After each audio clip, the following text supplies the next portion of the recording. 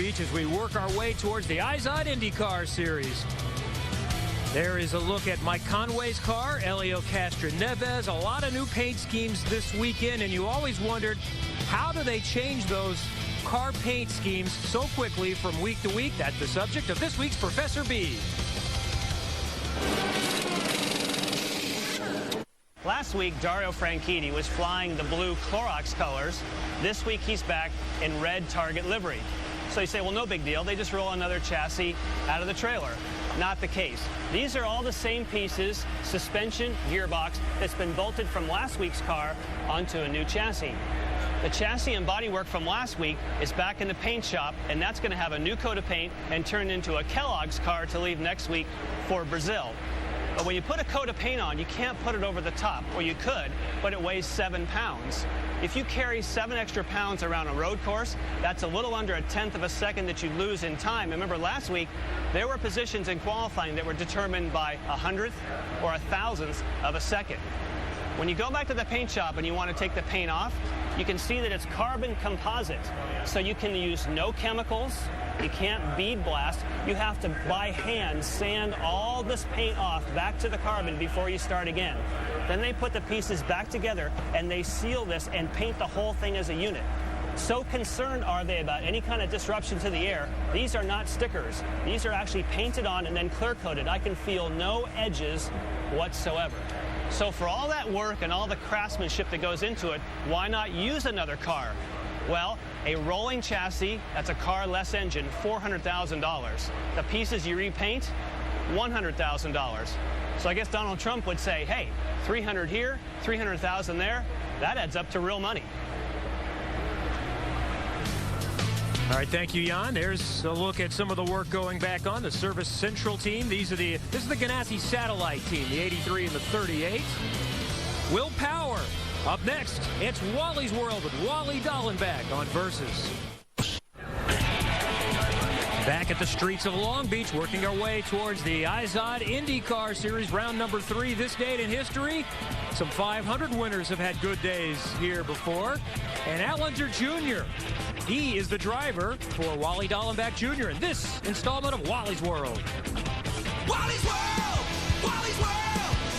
IndyCar! Excellent! Wally's World! Wally's World! Wally's World! Well, welcome to Long Beach, everybody. I am sitting behind one of the best IndyCar drivers that ever hit Long Beach. 6-time winner, Allinger Jr. Thank you, Albert. You betcha, Wally. Glad to take you for a ride.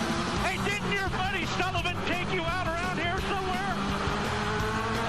Yeah, over at the back straightaway. We're just coming up on it now. It was Danny Sullivan in 1992.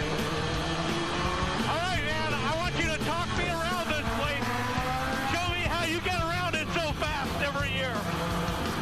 You betcha, we will. Oh, I can see your trick right now. You cut half the track off. That's how we did it, Wally. Really good passing zone here, isn't it? Yeah, we've got some traffic here. I think we got some horsepower on it. I'll shake my fist when we go by. You keep your hands on the wheel. Hey, get out of the way! How was that? I'll tell you what, buddy. I really don't think you can appreciate this place from up there. If you like to get in the back seat, I'd like to return the favor. That's a good guy to take you around here. Allinger Jr. won 6 times. Stay with us. IndyCar Central, presented by Verizon, is coming up next.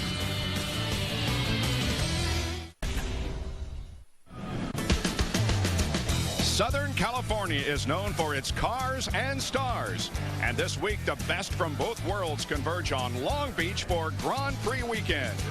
And thousands of fans are using whatever vantage point they can in order to watch one of the most prestigious street races in the world. Welcome to IndyCar Central on Versus, presented by Verizon, as we get set for the 37th Toyota Grand Prix of Long Beach. There are 6 former Long Beach winners in today's field, including points leader Will Power from Team Penske and his Ganassi racing rival Dario Franchitti. Ryan Hunter-Reay hopes to defend his emotional win from last year, and back in the field for the first time this year, 4-time Long Beach champion Paul Tracy. Paul returns to a track where he has a long history. His first race was in '91 for Dale Coyne. 2 years later, he won for Roger Penske. Tracy went on to win 3 more times here at Long Beach. His last victory coming in 2004, and now he's back in Southern California racing for Jay Penske. Hi, everyone. I'm Bob Jenkins. Welcome to this beautiful setting here in Long Beach and a great afternoon of racing. Ask any driver, they will tell you, outside of winning the Indianapolis 500, this is the one they want to win. Some of the champions from the past here, legends like Mario and Michael Andretti, Danny Sullivan, Al Unser Jr. And there's another former winner in the field, and he's standing by with our Kevin Lee on our Versus stage down on pit lane. Thank you, Bob. It is great to have Paul Tracy back in the IZOD IndyCar Series. 31 career IndyCar wins. Pretty nice that it comes at this place that you get back into the series. Long Beach is pretty special.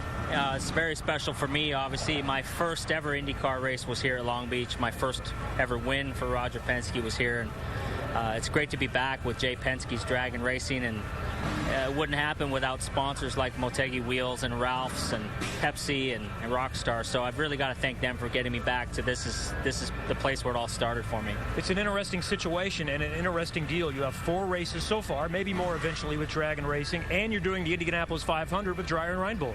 Yeah, well, I mean, I wanted to try to put a deal together with Jay, but, you know, sponsorship is key in these things. So our partners were not ready at the time when the deal with DNR came along. Obviously, I had to jump at the opportunity. I had a relationship with Dennis and Robbie, and they offered me a great program with Wix for the Indy 500. And, you know, we're going to compete 5 races with Jay.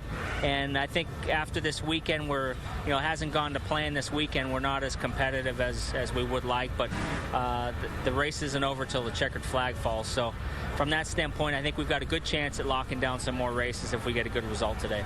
Well, unfortunately, you've had to watch from home the first couple of races, but fortunately for us, you have a different perspective and vantage point. What have you seen of these double file restarts? Well, they're wild, that's for sure. It's definitely hang on. It's like releasing a pack of wild wolves out of a cage. So, you know, from that standpoint, you know, we're in a position where we're starting further back. Obviously, the key for me is going to be sitting back and watching. You know, there's no need for me to try to make a TK move and pass 10 cars in the first corner. I think I'd rather wait and see how many go out and just kind of work our way through the field as we need to. I still think you're going to entertain us somehow today. Good luck. All right, I'm going to give it a try. Look for Paul Tracy in the number 8 Ralph's Food car today. Well, we have plenty more to come here in IndyCar Central, and there's a look at drivers in the field who have already won here, including PT and Sebastian Bourdais, who's also won 31 times in IndyCar. Let's visit with another former champion. Marty Snyder has him. That would be that guy right there, Dario Franchitti. And one of the big surprises in qualifying, no Ganassi cars in the top 6. We'll talk to Scott Dixon, his teammate, first. What happened in qualifying? The cars for both Tiger cars were fairly decent. You know, I'm not sure if we had the time for the pole, but definitely for the top 6. And we got screwed, man, plain screwed. I spoke to Power this morning. He apologized for what he did. You know, he slowed down in turn 9-10 complex. We were up 2 tenths or a tenth and a half, which would have easily put us 4th. And, you know, it didn't happen. You know, maybe some fault that we left it too late in qualifying, but, you know, it's not good. There's a healthy, no doubt, respect between Ganassi and Penske. There's also a healthy animosity there. Is that growing, do you think, Scott? Yeah, definitely losing some respect for one of the Penske drivers. No, but, it's competition. It's very tough. And, you know, when you're talking about a few, hundredths of a second, that's what it comes down to. So, what goes around comes around. We'll see when it comes around. All right, Dario, you guys start 7th and 8th. Track position so important here. How do you pull off a win from there? Well, the first thing we've got to do today is get through that first corner on the start, and any subsequent restarts. You know, it's going to be trying to make up places, but try not to get caught up in an accident too. So that once we get that bit out of the way, we can then go racing. But a strategy by the Target boys. The car this morning in warm-up felt the best it has felt all weekend. In fact, probably all season. So we'll see how it goes. All right, real quick. You say you're the old married couple. Per his request, he wants to borrow a little luck. You willing to share some? I'll give Dixie some luck, absolutely. All right, a little bit of luck, and he's going to give him a 10 hat. Oh, how nice. The old married couple starts 7th and 8th today. Let's head over to Lindy Thaxton. Well, Justin Wilson's plan coming into this weekend was to start 1 or 2 and run that way the whole race, but you're starting 5th. How does that affect your plan? It's not exactly to plan, but after the day we were having yesterday, being 18th in practice, I feel really good that we managed to turn the Z-Line Designs car around and get in that top 6. And, you know, hopefully we can have a good, strong day today. We're quick at getting warm-up. We think we found some things overnight, so we're looking forward to it. Can't wait to get started. And Justin Wilson will be driving with a broken wrist. He finished 2nd here last year. Ryan Hunter-Reay started 2nd and won. The defending winner took a moment to check out his name and picture on the ground in Victory Lane here at Long Beach earlier this weekend. When we come back, more on Ryan's link to Long Beach.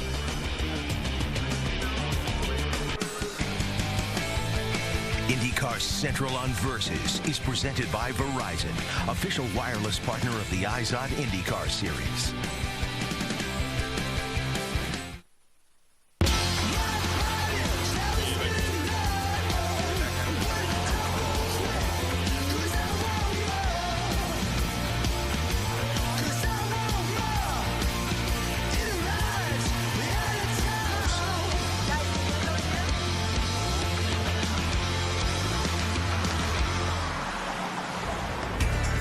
That was Wednesday night up in Hollywood as the band Young the Giant entertained drivers and celebrities alike at an IZOD gathering. And here in Long Beach, fans are taking to the rooftops for today's race, which will start in about 40 minutes. Well, there are important events and places in all of our lives, and for Ryan Hunter-Reay, most trips to Long Beach carry a great deal of emotion. A year ago, Ryan won on the streets of Long Beach, but that was just the latest of many significant moments in his life to unfold here. What an afternoon for Ryan Hunter-Reay. He adds his name to the list of great drivers who have won here. His mom passed away during the winter months. For her, he wins the Toyota Grand Prix of Long Beach. My mom's out there with me today. She passed away recently, and this race is for her, that's for sure. Long Beach means so much more to me than a race win for so many reasons. This is the place where I started my open wheel professional racing career in Atlantics and kart champ car race, but the biggest impact on me was my mother introducing me to my fiancée, Becky. As you can imagine, wearing a race suit, it's not too hard to find pretty hot chicks, but I found one for myself. I'm having dinner with my mom, and Becky walks in the restaurant to meet some folks, and the table was too crowded for her party, and my mom and I just made room for her, and when my mom's under the table, kneeing me. She likes hey, me. This is the one, you know. This is it. When we're walking out of the restaurant, she's like, "Oh, Ryan will walk you to your car. Don't worry, he'll take you. Oh, sweetie, let him take you." So he walks into my car, and my battery wouldn't start. So we had to deal with my car for like a full hour. We got my car jumped for a whole 5 minutes, just enough time to take him back to his hotel. You can tell him I have to on the She way. proceeded to run over a median on the way there. She was so flabbergasted I was in the car with her. And she's like, "Oh, I'm sorry." I was like, what happened? I didn't feel anything. I'll do the driving from now on, but yeah, everything else has been smooth sailing from there. I'm pretty good in a go-kart. You are. Another big Long Beach moment for us was in '09. We got engaged here during the race weekend, and that was shortly after my mother's diagnosis of colon cancer. Since then, we've moved to Florida, and I've been doing everything I can on the fight against cancer, and it's so important to me because my mom fought so hard. She had such a great outlook on everything. She was always positive. It's important to me her fight lives on. One of the really fun things we did with Racing for Cancer was we got involved with the Florida Fish for Life tournament. We raised a lot of money in the fight against colon cancer. Now in 2011, we've taken it one step further. We've put 28 on the side of the car, representing the 28 million people worldwide fighting cancer. I feel like I'm driving for them. I'm proud this weekend also to announce that I'm now officially a global envoy for Livestrong, and doing it all in honor of my mother. I just really wish that his mom could be here with us. She'd love to be. She'd love nothing more, and that's why we keep pushing on, right? Yep. Absolutely.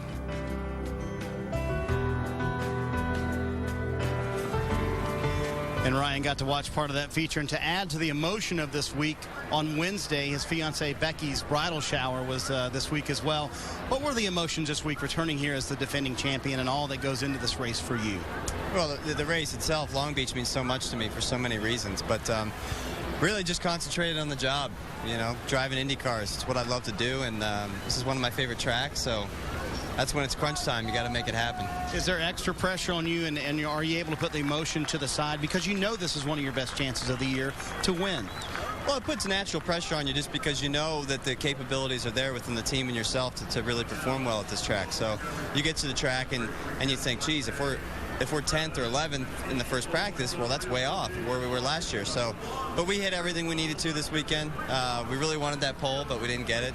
We're on the front row, and we did it last year from there, and we can make it happen this year, I think. Let's jump back to last week real quick. Some contact with you and Ryan Briscoe. I understand you two talked when you got here. What was that conversation like? It was fine. I mean, it was, you know, probably an over-optimistic move on my part, very aggressive move on my part, and I'm going to be just as aggressive today. That's how I am. I'm going to take chances, and I'm not one to just sit behind and settle. You know, I'm gonna go for it. You know, the team told me at the time that he knew I was on reds, and Briscoe was saving fuel, and that RP told him, hey, if he's faster, let him go, and that's on me for letting it. That influenced the decision, but I'm going to be just as aggressive today, and you know, that's how hopefully we'll go win the race. You mentioned qualifying second. He said it still bothers him. He said second in the race today, though, not acceptable. Lindy? I'm with Ryan Briscoe. We just talked to the other Ryan. You all talked. Is it settled, or does it come into play today? Oh, no, it's all good.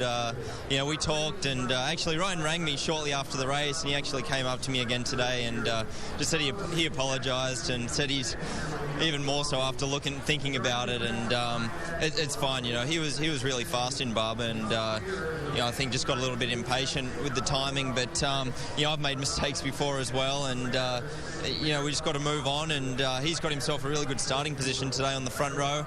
I've got a little bit more work from 12th, so hopefully I can catch up and go racing with him, but I really want to thank Penske Truck Rental and everyone at Team Penske and Izod for the support. You know, hopefully we can get a result here and maybe get on the podium. Yes, you were fast in all the practice sessions, then qualified 12th. Is the car better than that, or did someone hold you up? Did your teammate hold you up? No, it wasn't that. You know, we made a little setup change going from Q1 to Q2. The times were so close. You know, I just got pretty loose.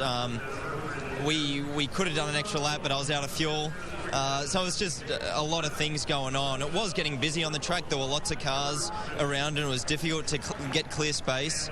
But I can make up a million excuses, but I just needed to be a little bit quicker.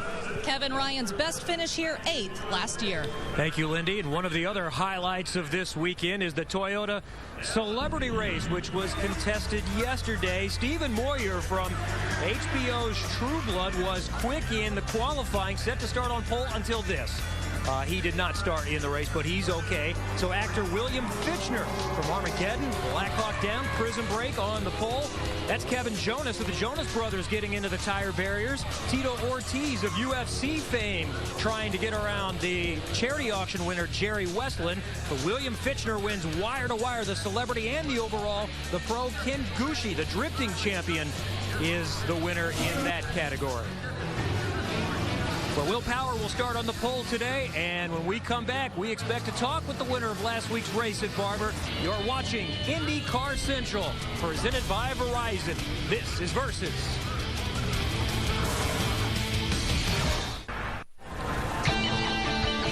Welcome back to IndyCar Central on Versus, presented by Verizon, as we get ready for the 37th Toyota Grand Prix of Long Beach.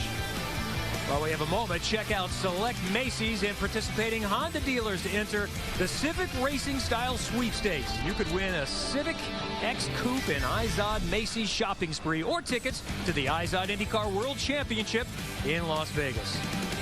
Well, after finishing second to Dario Franchitti in the season opener at St. Pete, Will Power went to Barber Motorsports Park with something to prove. And the series' top road and street racer did just that, starting from the pole and leading every lap on his way to victory. This is the 12th consecutive race on a road course that Will Power has led. Will Power is out in front. Let's see if Dixon's going to make the move. A moment ago, Chip Ganassi came over to Will Power's pits. The complaint was from Scott Dixon on the last restart, saying Power had chopped him off twice. They asked officials to warn Power not to do that again, and then Mr. Ganassi came down and said, if your guy does that again, I'm going to tell my guy just to take him out. The battle up front here at Barber Motorsports Park gets closer and closer. It's just a Sunday afternoon drive for Will Power. Will Power goes to victory lane. I know he came up beside me and did something. I was like, what, dude? I mean, what was I doing wrong? I was just starting. I was maintaining speed, and I don't know what he was complaining about. We were told in the drivers' meeting that the left lane has to be left of the center line. He was in the right of the center line. You know, I was pretty much on the grass in some of those restarts. So, you know, he was doing it to keep on the clean side of the track, but you can't have the inside and the clean side of the track. It's not how it works. And our pole sitter again, and the winner last week is with us here on our set, Will Power. We heard some of that piece. You couldn't hear it, but I'm getting the sense that a lot of drivers have been angry with you at different times. What's going on? I don't know. I guess I'm winning. Yeah, I mean, I think yesterday Scott Dixon was on a lap, and I got out of his way as quick as I could, and, you know, I'm sorry. I hate when that happens to me. So, you know, he may have made it to the fast six if I hadn't been there. I guess you talked to Scott yesterday? I saw him this morning and apologized. He said, I know it doesn't make a difference now, but sorry, man. Like, I didn't see him till he was in the corner. I moved out of the way as quick as I could. We're developing some rivalries in this sport, though. What's the biggest rival you have right now? It's probably Dixon. He's complaining about me a lot, you know, after the race last week. I don't understand what he's talking about, because we are racing after the start-finish line. He's talking about me crowding him, but, you know, that's racing. It's going to be tight, and I believe that he's going to be one of the championship contenders this year. So, you know, he's trying to put the pressure on. All right, I'm going to ask you a question that people keep asking me, and I don't have the best answer other than, well, he's just really good. But why are you so much quicker than everybody else on road and street courses? I'm not that much quicker. I mean, it was less than a tenth yesterday. Relatively speaking. And Dixon in qualifying last week actually had the quickest time. So you just got to put it all together. It's these cars. I'm very used to them. Got a great team and a great crew, and we try to get it right every week, which we have so far. All right, you won the final Champ Car race here in 08, and you've been close since then. What would it mean to win today with this field? This is as competitive as we've seen in a long time. Yeah, you're right. I mean, this is the tightest field in IndyCar history, and I've been knocking on the door here every year. We just got to get it all right. I think, you know, a bit of luck plays in here. You have to get the yellows to fall for you the right way. And for me, if there's no yellows, it's perfect. And you've got the double file restarts to weigh into the equation. Well, he can control those, though. Will Power starts on the pole for the third time to start the season, the first to do that in IndyCar since Mario Andretti in 1987. Will, thanks for coming up. Have a good day today. Thank you very much. Well, after today's race, you can catch a race recap featuring Will Power and the IZOD IndyCar Series on your Verizon mobile phone. Will is the points leader as we go into round number 3 and picks up an extra point for the pole. He and Dario Franchitti have the advantage right now. Everybody else is still in the mix, but even though it's early, I think we could say that after today, you start to see things shake out a little bit more in the championship. Well, fans continue to pour in here at Long Beach, truly one of the great venues in the sport. Over in the Fan Village, you can take part in a number of interactive events, check out racing exhibits, or even catch up with a driver.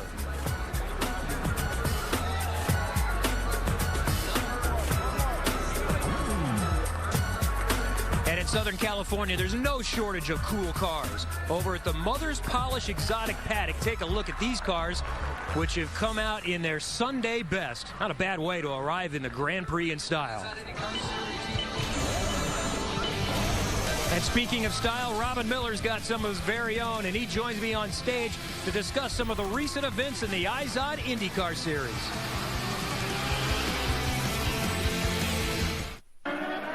We need some hate in this series, and we're starting to develop some. It's only race 2.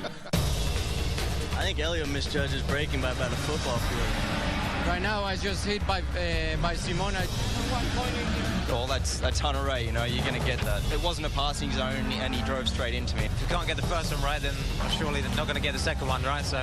You run a good race, you run a third, fourth, and you got to go put yourself on the outside with a bunch of... Oh, I was like, what, dude? I mean, what was I doing wrong? That's what happens, you know. We try to start so close together. It's great for the fans, but no good for me today. Getting closer to the start of the Toyota Grand Prix of Long Beach. Thanks for joining us. Our IndyCar insider, Robin Miller, joins us now on the set. Robin, you don't hate everything and everybody, do you? I don't, Kevin, but what I hate to see is all these guys hugging everybody and things like that, which we've seen through the years. AJ Ford, Mario, Parnelli, they didn't hug each other. They want to kick each other's butt. And what we got more and more of is more people trying to, well, I didn't really mean it. I really wasn't that upset with this guy. Well, sure they were. Show it. We need a bad guy in this series. More than anything, we need a bad guy. Well, who could it be? Right now, it could be Will Power. Dixon's mad at him. Briscoe's mad at him. Dario's kind of got a little bone to pick.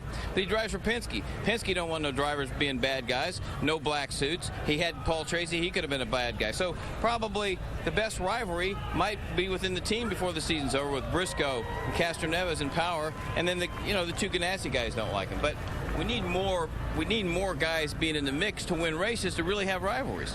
All right, that mic doesn't work. You can go and set it on the table. We'll just continue talking amongst ourselves here now. All right, yesterday, Dan Weldon unveiled his sponsor, William Rass. He's going to be in the 98 car, which is special to IndyCar historians. Troy Ruttman, Parnelli Jones. What else has Dan got going beyond the 500? It sounds like that the IndyCar Series has decided Brian Herter is going to be the test team for the 2012 car, and they want somebody that can go ring the car out. There's a current driver, and I think Weldon's going to get that job. So finally, you're going to get...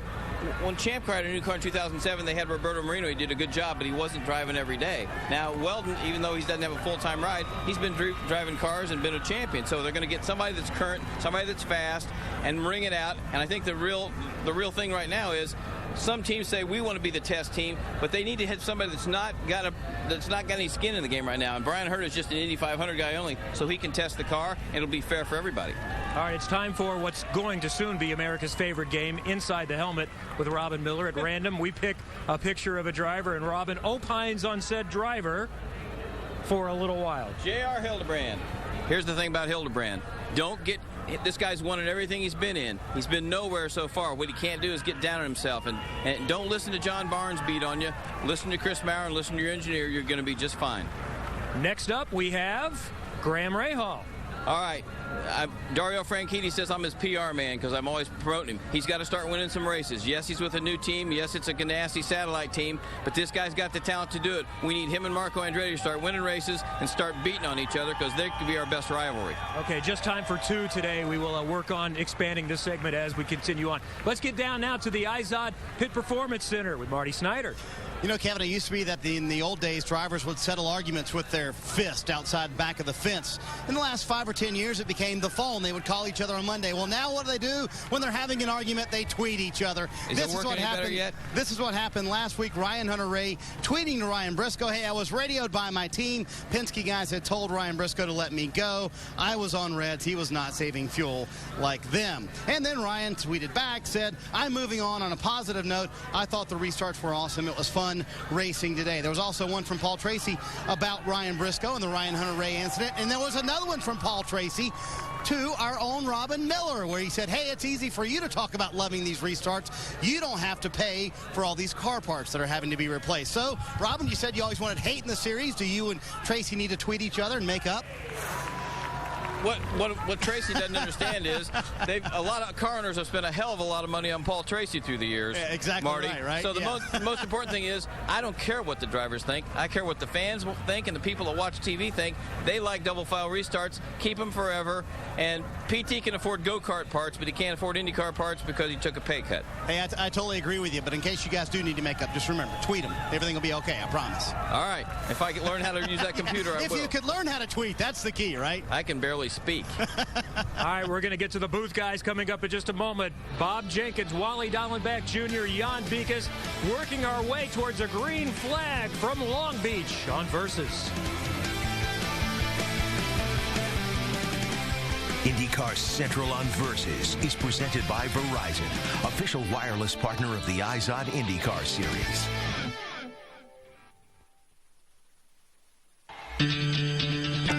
When you talk about Indy cars, there are pretty much two races that keep in mind.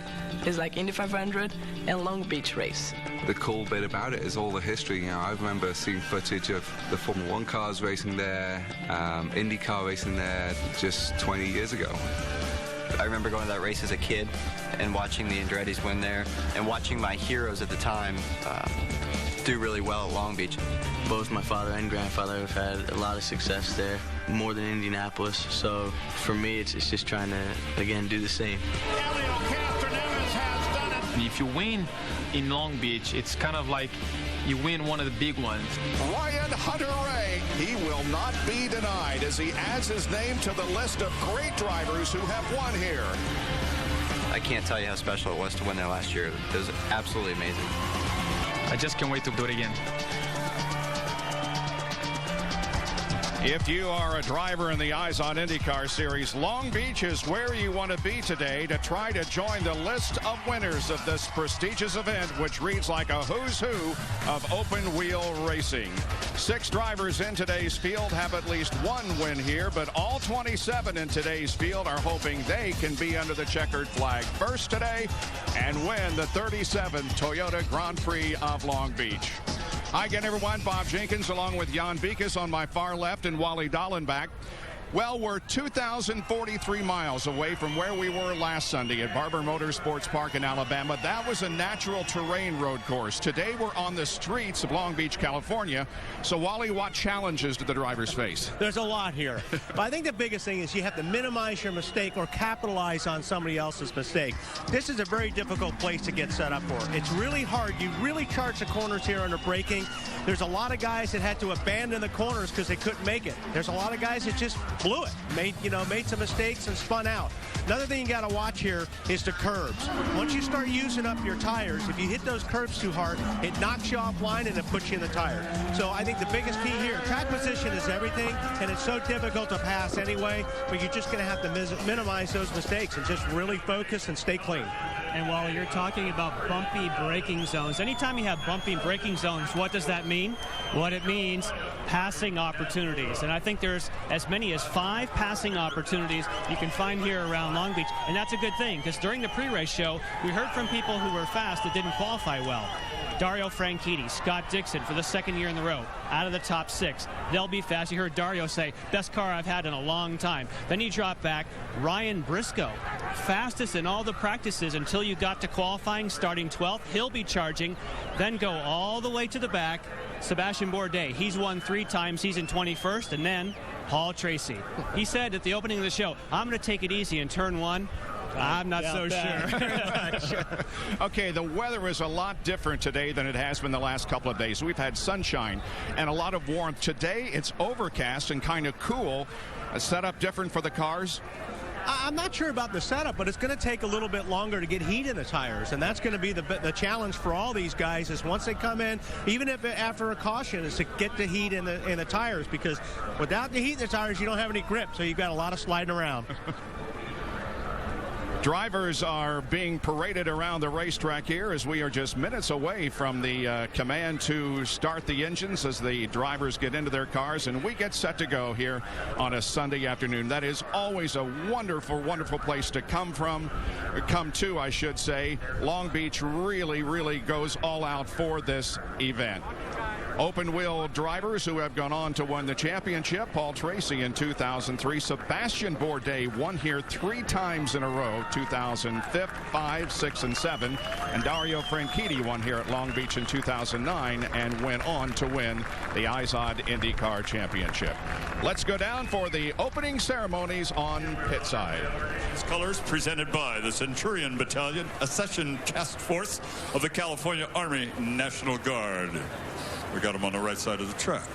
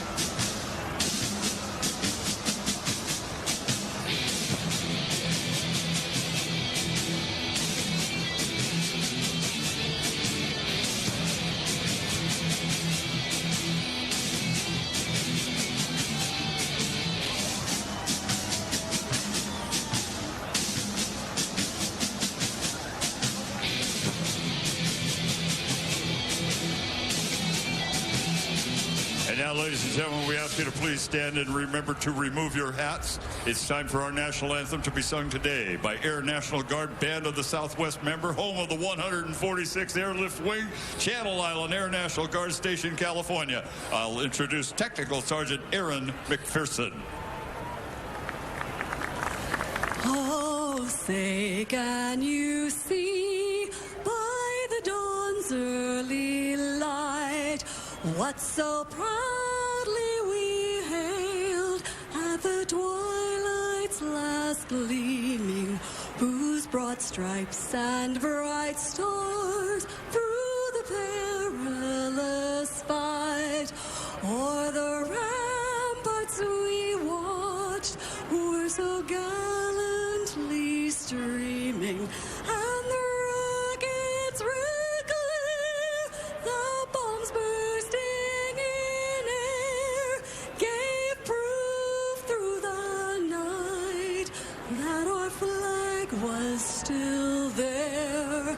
Oh, say does that star-spangled banner yet wave o'er the land of the free and the home of the brave?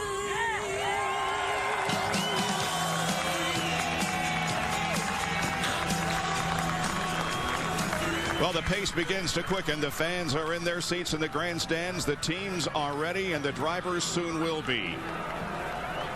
The command to start engines coming up in just a few moments. Thanks for joining us for IndyCar Central on Versus, presented by Verizon. Stay with us. We'll be back for the command and the start of this race here in Long Beach in a moment. You could be your own spotlight. You could be your own spotlight. You could be the star. You could shine so bright. Ayo, ayo. You could be your own spotlight.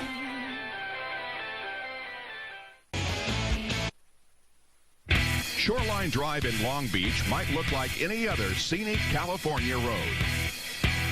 But to countless IZOD IndyCar drivers and thousands of loyal fans, it holds a deeper meaning. It's a road paved with tight turns and long straights, lined with unseeable gold that's seen its share of heroes and villains over the years.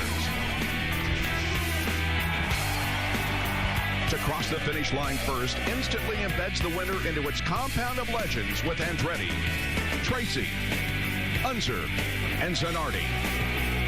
Will Power and Dario Franchitti are among the list of winners this road has produced before. With both drivers already seeing victory this season, Shoreline Drive now waits for their rivalry to continue. The road is ready. The 37th annual Toyota Grand Prix of Long Beach is next.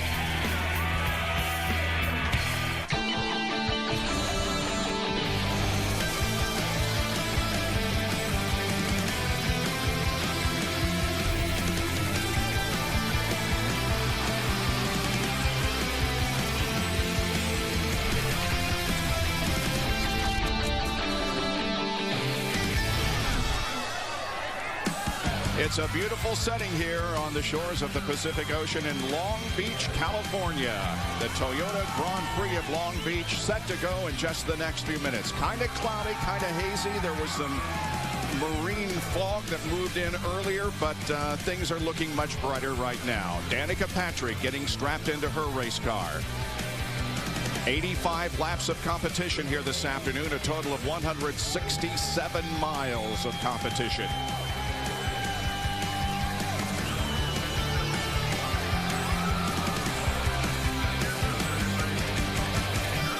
Cars lined up 2 by 2 in pit lane right now, but soon they'll be moving out to take a couple of laps of warm-ups before we get to the starting flag.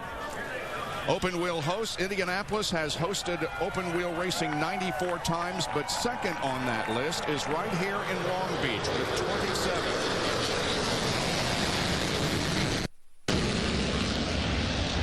As the booth shakes. That was pretty awesome right there. Wow. It was a little late, but wow, that was awesome. That was a low flyover. I thought was going to shake us out of the booth, but we're good as far as the starting of the race is concerned. It's going to be on time. Let's get out to Robin Miller with some thoughts before we get the green flag here. Boys, Paul Tracy's making his first start of the year. This is a front nose on most cars, but for Tracy, it's called the chrome horn. And it's people get out of his way. And I heard Jan say earlier Paul was going to take it easy going to the first turn. Yeah, sure he is. He ain't going to take it easy. He's going to be Paul Tracy and be aggressive. Lindy? Oriol Servia says it's great to add some blue to the front of the starting grid instead of the red cars he has been seeing for years. He is starting fourth for Newman Haas today, a team that used to dominate this place. The team has won more races at Long Beach than any other, 6. Oriol's best finish here is second in 07. He said if he and the team can combine their success stories today, they can get to the top. Marty? Lindy, race car drivers usually don't want to drive with emotion, but you can't blame Ryan Briscoe if he's a little upset as he climbs in the car right behind me. The first 2 races this year, he was taken out not by his own doing, by other people involving incidents. Here in qualifying this weekend, he was blocked during his qualifying lap after having one of the fastest cars all weekend. He will start 12th today. I talked to him moments ago before he climbed in. He said, I know I have to be aggressive to get to the front from here, but I also have to be cautious. We have to remember we're 21st in the point stand. We have to have a solid day, finish on the podium. That's what we need more than anything else. Bob? And Marty, I really think that when you are at a points deficit, it just changes the way you attack. And I think that Ryan Briscoe, he knows it has to be risk versus reward, but he's got to be in attack mode. Hey, Robin Miller, you still down there?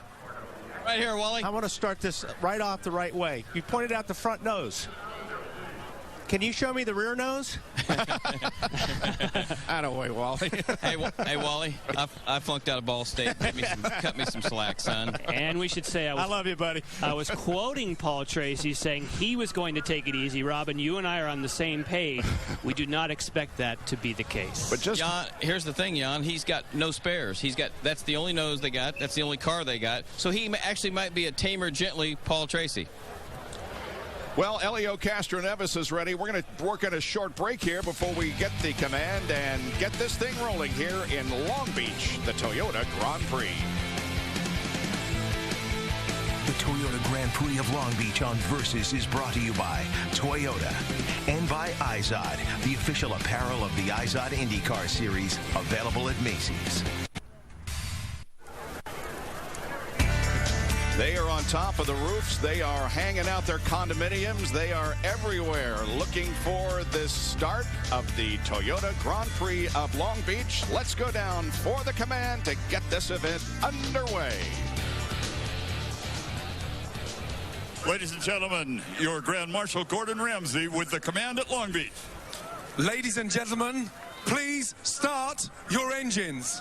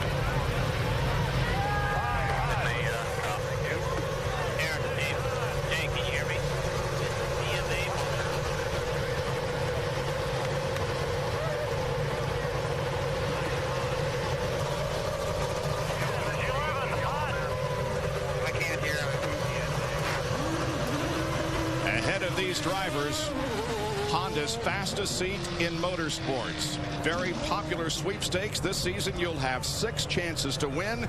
You can log on to shophonda.com to enter.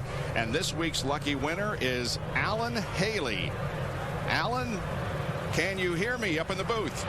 I sure can, Bob. Hey, Alan, how's it going? This is awesome.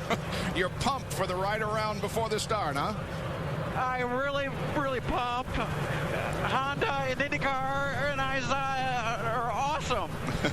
Did you ever think that you'd win when you entered the contest? Never. Always hoped. Have you ever been to the Toyota Grand Prix of Long Beach before? My first trip. And what a way to see the beginning of it, huh? That's right. It'll be hard to top this. Alan, have a good ride. Thanks, Bob. By logging on to shophonda.com, Alan won the opportunity to start today's race in the IZOD two-seater, and it is being driven again this week by Al Unser Jr., who has a remarkable, hello, Al, has a remarkable record here at this facility, but taking Alan Haley on the ride today. They're leading the field along this 1.968 mile track. On board with Will Power, who won the pole again here at Long Beach. The third consecutive time that he has won the pole for an IZOD IndyCar Series race this year. A rather easy win again for Power, and a $10,000 check from Peak Performance goes to Will Power. Now, have there ever been drivers that won 3 consecutive poles to open the season? Yes, as a matter of fact, there now have been 7. Foyt in 65, Andretti, Unser, Rutherford, Mears, and Andretti again, and now Will Power. Will adding his list to a name to a very impressive list of race drivers. It takes about 24 years to do it, but Okay, Jan, let's go around this 1.968 mile racetrack. From those aerials, you got a little bit of an idea that obviously it's on city streets, the main being Shoreline Drive, just under 2 miles. Here, coming into turn 1, just over 170 miles an hour, and you can see highlighted in red, an awesome place to pass. Another place you want to keep an eye on is at the end of the back straightaway. That's almost 170 again, right here. Hard on the brakes in turn number 9. And then, of course, the signature turn, less than 30 miles an hour, 28, 29 miles an hour. You get all the way down to first gear in turn 11.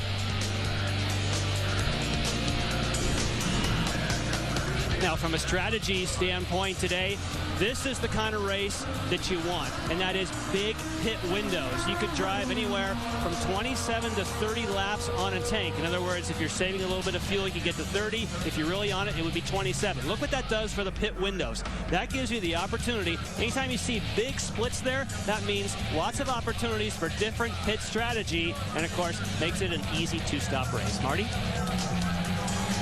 Kevin? John Cesanicas has been with Newman Haas for many years, and he will call the strategy for Oriol Servia, who will start fourth. Well, we know it's a simple two-stop strategy, but that doesn't mean that you get to take the day off. What things are you dealing with today? What are you thinking about? Well, I mean, like you said, it's going to be a two-stop, and we're just going to basically, where we're starting in a good position of fourth, we're just going to try to keep our nose clean and just run with the leaders and kind of do what everybody else is doing in front of us. So we hope, Long Beach can be a crash fest at times, so we hope we get through all the incidents and can bring the car home in one piece. Have a good day. Thank you. Look for the Telemundo car. Marty, over to you.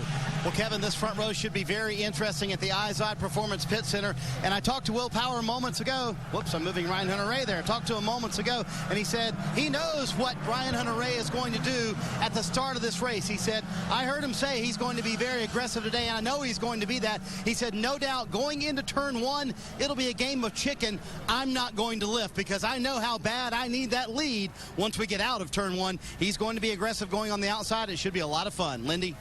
We were talking earlier about how the weather is affecting setups here. Elio Castroneves stopped me before we were coming out here and said, hey, we had to add 100 pounds of downforce because of this weather. But he said now the car feels fantastic. It feels great. Another part of their strategy, they picked the very first pit box because he said we do not want to be caught in any mess. And one point that Marty was making about the front row and what Ryan Hunter-Reay is talking about versus Will Power. On Anna Beatrice. And that's talking about the tires earlier in our stand-up about it's so difficult to get heat in these tires right now the way the weather is, and I bet she was just warming her tires up and it spun around. Wow, kind of an embarrassing moment for Anna Beatrice. Yep, that's all it was. Oh, and didn't hit anything, thank goodness. And when she puts her hand in the air and puts it in a circle, that means I need a restart. Keep doing that signal that you need started. That's to tell the corner workers that I do not.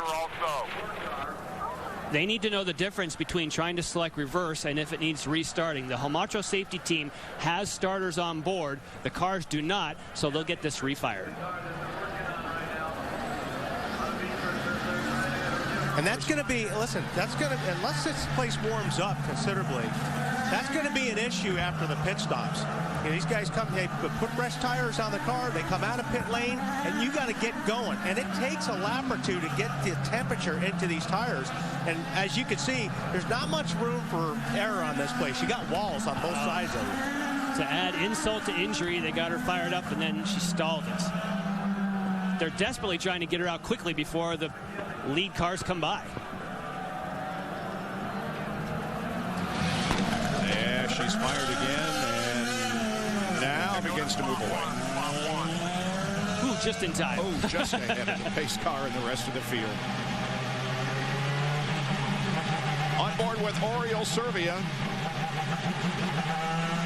in that Newman Haas car, and they have won more races at this facility than any other team owner. Here is J.R. Hildebrand in the National Guard car, starting back in 27, penalized during qualifying, so he starts scratch on the field.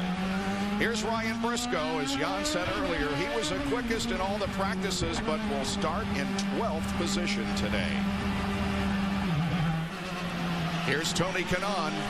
2 top 10 finishes this year. He will start in 10th position here this afternoon for KB Racing Technology in the Geico sponsored car. Justin Wilson has a 5th starting position. He's a teammate with Anna Beatrice. Will Power is the pole setter once again. And just before Anna Beatrice had her spin, I was setting up the start, and Will Power is going to go on the left. Ryan Hunter-Reay on the right. All the drivers saying the right lane is shorter distance and has better grip. So that what Ryan Hunter-Reay is going to try and do is out-drag him down that straightaway. Well, let's see how they get lined up 2 by 2 as they come off corner number 11.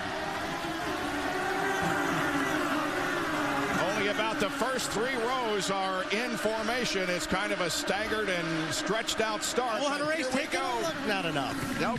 Will Power is going to lead the way into turn number 1 with Ryan Hunter-Reay right behind him. That was not the way that they drew it up, but that was in one way what the drivers were hoping for. That was to have a little more spread out start here, but they had drawn it up. They wanted to have a lot more rows together and closer, but the good news is, at least as far as we can see, everybody threw cleanly. That was about the same way we saw the start for the Firestone Indy Lights race that you saw earlier this afternoon here on Versus, won by Connor Daly. Mike Conway running 3rd, Oriol Servia running in 4th spot, and Justin Wilson running 5th as they come between turns 8 and 9. Everybody in single file formation. This is a very tricky part of the racetrack. Turn number 10, and then the hairpin, the final turn, leading on to the front stretch once again. Yeah, I will. Just keep working that fuel. You had a good start. Let's just hang in there. Long race. You cannot win the race on the first lap, but you certainly can't lose it. And I'm hoping that drivers will heed those words. They're the 2 Ganassi cars. They're running back in 7th and 8th position. Let's take a look at the replay once again and watch Will Power now from his pole position. Well, he was he was where he was supposed to be. Yes, that's the lane that he chose. Yeah. It was Ryan Hunter-Reay who was not on his side of the racetrack. Yep. If that would have been one of the older style single file restarts, that would be considered blocking, but he chose the left-hand side of the racetrack. That was totally his. He can drive over there. He chose it. He has a right to it. I agree. This race has been won from the front row 16 times, 8 from the pole and 8 from 2nd position. Right now, 1st and 2nd are Will Power and Ryan Hunter-Reay.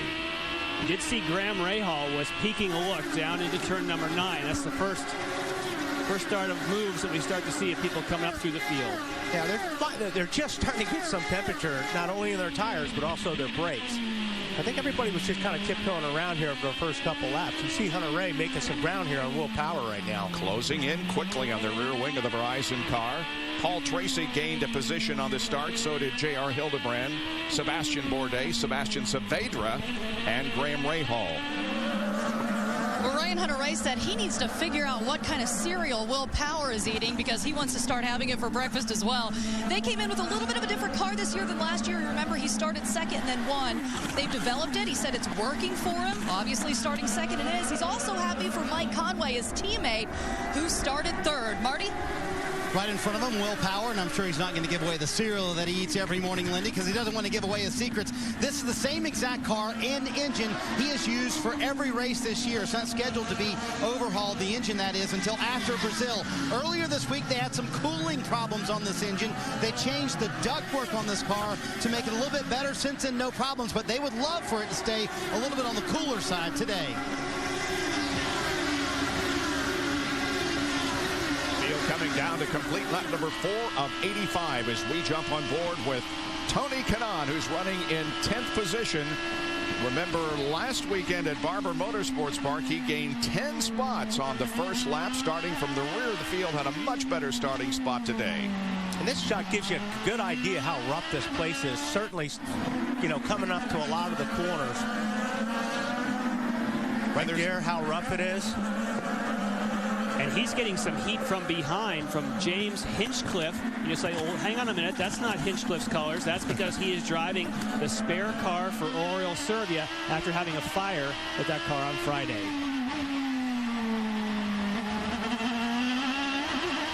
Pound the curbs here, too. 160 on this straightaway. Down to second gear, turn 9.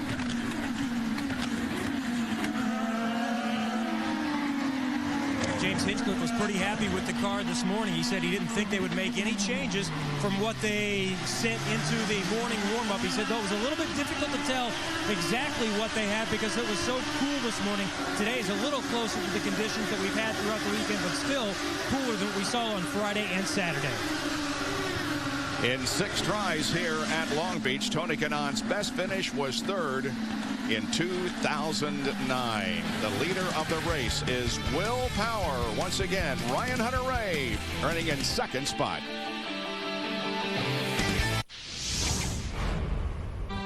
"100 years of racing. To appreciate what that means, you need to start back in 1911, the inaugural Indianapolis 500-mile race. Ray Haroon won that year. And as he crossed the finish line that day on his Firestone tires, he surely had no idea what he was starting. A legacy of guts, grit, and determination on big tracks and small, famous tracks, and those not so famous. We raced, and we raced to win. Anywhere, any place, anytime. And over the years, as the cars got faster, and the crowds grew bigger, a century passed. A century of building on the things we learned, of helping great men and women do great things. And still, it goes on. Because you see, just like old Ray would tell you, or Mario, or Al, Sam, or Elio, once you get that checkered flag fever, you can't shake it. You can only feed it. So what does it all mean? Looking back, it's pretty clear. Even after a century, there really is no finish line. Firestone, celebrating 100 years of racing.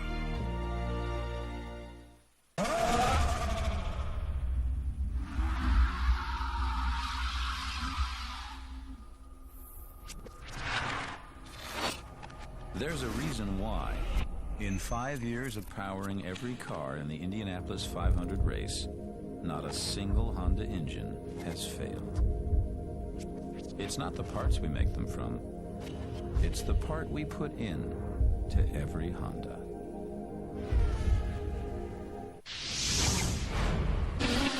Last year, the Sao Paulo Indy 300 was the first race of the series, and we had a calamity at the start of the event.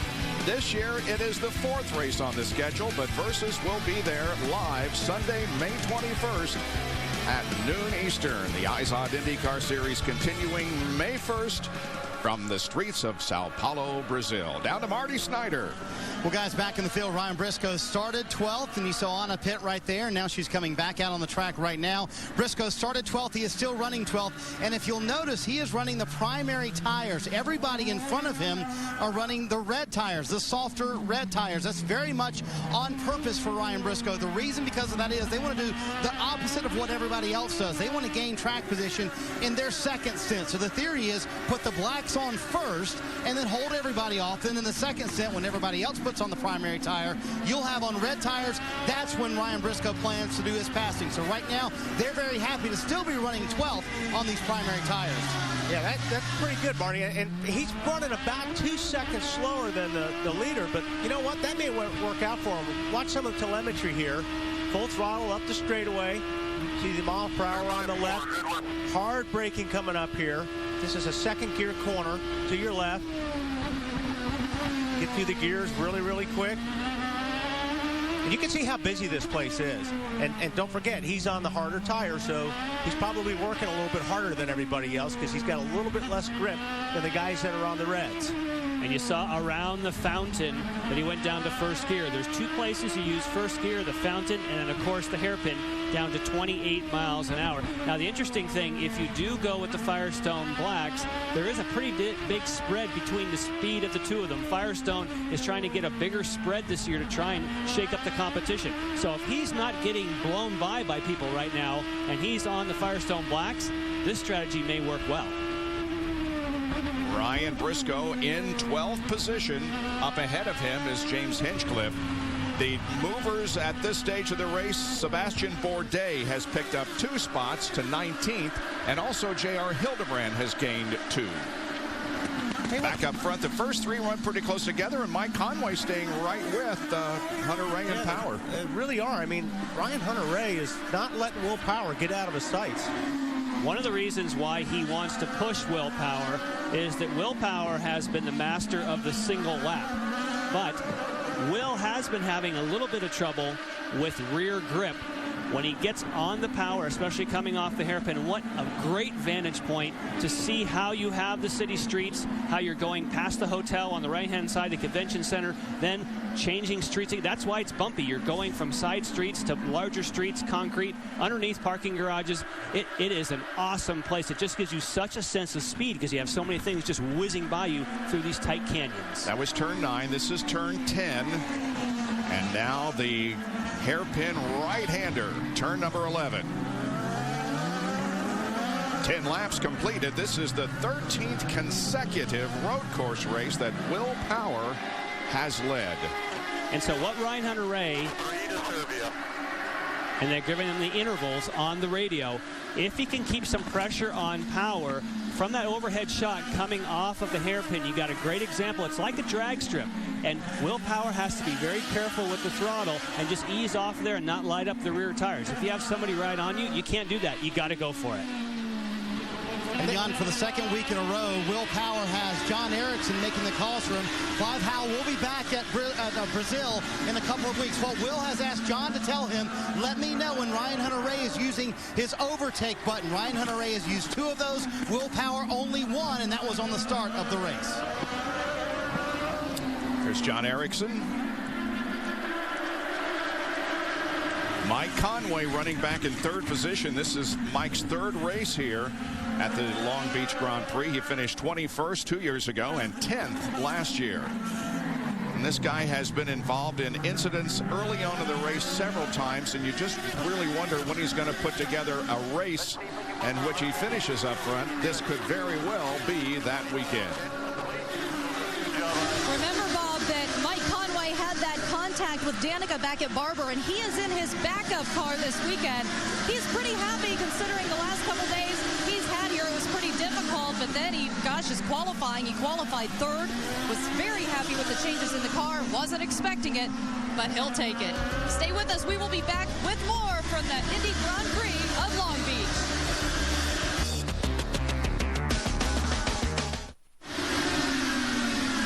Sun starting to come out here in Long Beach, California. Beautiful Sunday afternoon and a beautiful drive so far for Will Power as we take you through the field at the Toyota Long Beach Grand Prix. Will Power up front, trying to lead every lap again for the second straight week. The last time in the IndyCar Series that was done, Dan Gurney in June of 1968.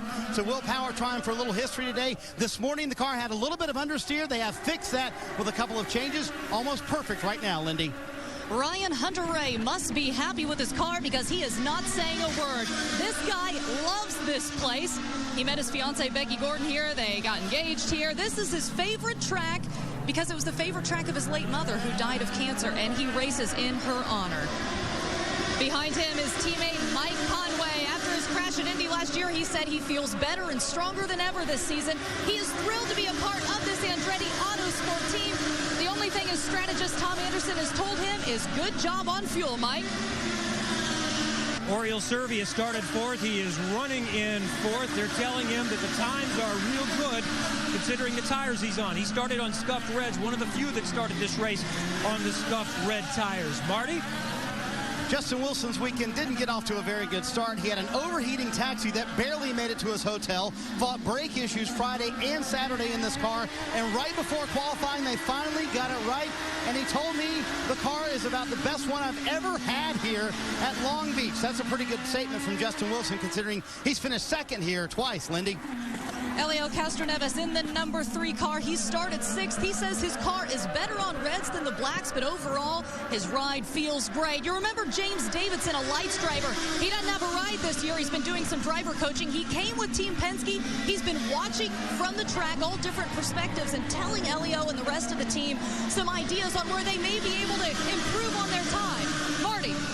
Lindy Dario Franchitti told me this morning, he said, we have had to work on this car this weekend. It has not been easy, but it was the best it had been all weekend. In morning warm-up today, he said, I honestly think we have a good chance to win this race if we can just get to the front towards the end of it. That's the biggest key right now for both of those Ganassi cars. You see his teammate, Scott Dixon, right behind him. Dixon has never finished on the podium here at Long Beach, and he told me, you know, when I think about my career, the one thing that's missing, a win at Long Beach. Both of these Ganassi guys would love to see themselves on the podium, if not in victory lane today. And there you have the top 8 as they run. In ninth position right now is Alex Tagliani, Kevin. He started ninth. He's running ninth right now. He's been told to try to stay with Scott Dixon and get good mileage right now. They tried a few different things during the weekend, but always kept coming back to the original setup. It's worked the best. Lindy?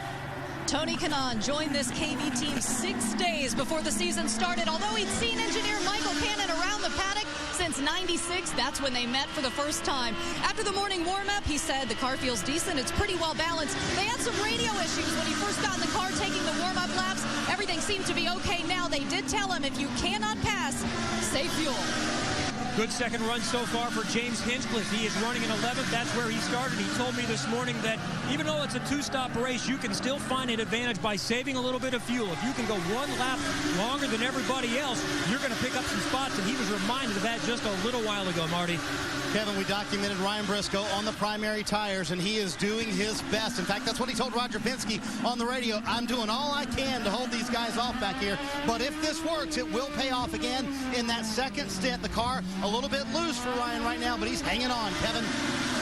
Vitor Mira will be taking the red-eye home to Miami tonight. His wife, Adriana, could deliver any day now. She's scheduled to go tomorrow, expecting a baby girl, which will be named Juliana. Sebastian Saavedra runs next. He's in the 14th position right now. This is the happiest he's been in his 3 races this year in his first full-time season. He's also had Roberto Carrero with him on the pit stand, a fellow Colombian and a longtime family friend. So far, so good for Sebastian Saavedra.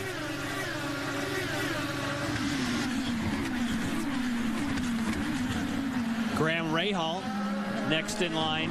Certainly was hoping for much better. Now taking a look here on Saavedra. Yeah, Saavedra looks like he's struggling a little bit. He went wide on a couple of corners before, and he went wide right there. Rahal jumped all over him. Behind Rahal is E.J. Viso. Here he comes out of the corner. I believe Rahal might be close enough to try something down in turn 1. And he is. He's going to take a look. Yep. Graham Rahal passes Sebastian Saavedra and goes to 14th position.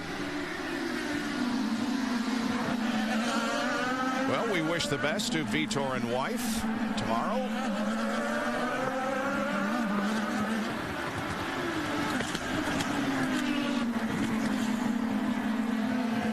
We are approaching the pit window, probably around 10 more laps from now. We should see pit stops being made if we stay green until that time. Up front, still close, first, second, and third. Power, Hunter Ray, and Conway.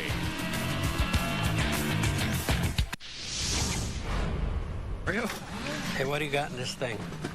16 valve, 2.4 liter engine, 200 horsepower. Air conditioning. 32 valve, 3.5 liter engine, 650 horsepower, air conditioning. You could start an IZOD IndyCar race with Mario Andretti. Go to shophonda.com to enter and check out the all-new Civic, the official vehicle of IndyCar.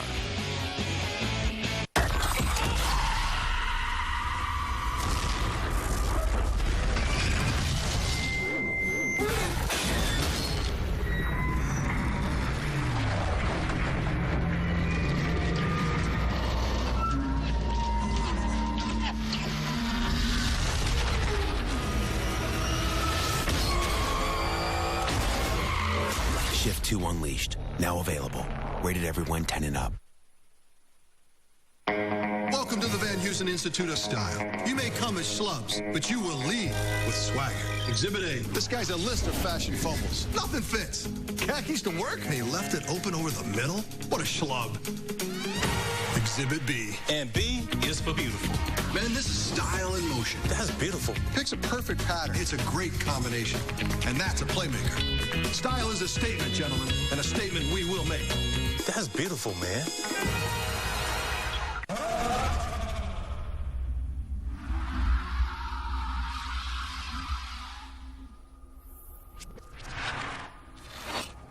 There's a reason why. In 5 years of powering every car in the Indianapolis 500 race, not a single Honda engine has failed. It's not the parts we make them from. It's the part we put in to every Honda.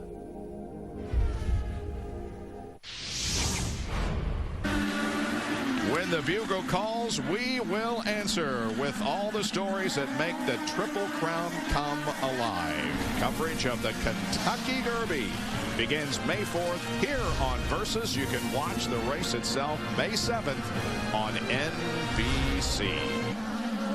Well, you saw on our nonstop that Danica Patrick lost a couple of positions there. Simona Di Silvestro among those getting by. So Danica Patrick moves back to 21st. Rafael Matos also got around. And in this group, we have a kind of a sprinkling of those that are trying black versus red. Same type of strategy. And that's Charlie Kimball to the inside of Sato and gets it done. And so Charlie Kimball moves up to 23rd and Takuma Sato back 22nd, that is, and Sato back to 23rd. Paul Tracy nipping at the heels of this group in the white Ralph's car. And you heard him early in the show hoping to run 5 with Jay Penske in that car and switching teams for the Indy 500. Yep. Running for Dreyer and Reinbold during the Indianapolis 500 this year. 42 entries, by the way, for the 500 this year. 5 former winners in the field. We, of course, will have non-stop coverage of qualifying. On board with J.R. Hildebrand. He's at 26th spot.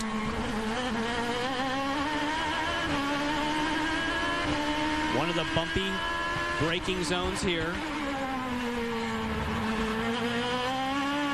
Paul Tracy right ahead. Whoa, a little bit sideways there. Just amazing how even everybody is these days in IndyCar racing. J.R. Hildebrand is no stranger to this racetrack. This is his first IZOD IndyCar Series race, but he has competed here in Firestone Indy Lights, in Toyota Atlantics, and in the ALMS, the American Le Mans Series. Looks like he's got a little bit of oversteer in that car right now, the way it is. Well, he really have to crank the wheel around that corner. I mean, it's just lock to lock. Take one hand off, swing it all the way around. Again, as we said, 28 miles an hour, slowest corner on the circuit by far. Got to be impressed with Mike Conway, who's running in third position and not letting Ryan Hunter-Reay or Will Power get very far ahead. The separation back to third place Conway is just a little more than 1 second. +6 on Serbia, +6.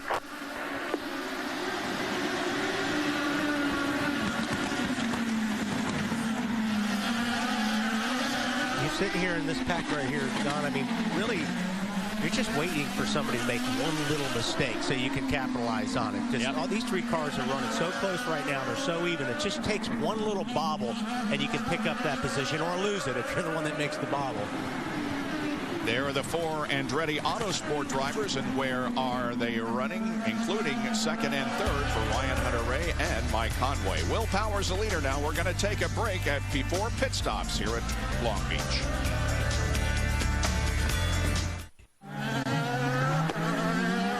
Justin Wilson spins in turn number 11 and loses a lot of track position. We go down to Marty Snyder. And Ryan Briscoe hits pit road, and they were hoping for a yellow flag to come out here. Ryan comes to pit road, no changes. It is full tires, and those are the sticker reds that we talked about, trying to make their time in this segment. Also, Tony Kanaan and Alex Tagliani coming to pit road under the caution here. That helps out a bunch. Well, Marty, they were hoping for a full course caution. It turns out they came in on a local. They would have driven by Justin Wilson. So let's first find out what happened to Justin Wilson. Remember, he has that wrist fracture.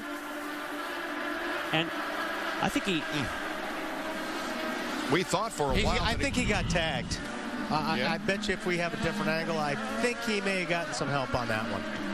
It looked like it jarred, but then I didn't see anybody go by. But it was a case where those people that just pitted would have driven by Justin Wilson sideways, and the teams would have been taking a gamble, saying they're probably going to go full course caution. Let's get in. And turned out that he was able to back up.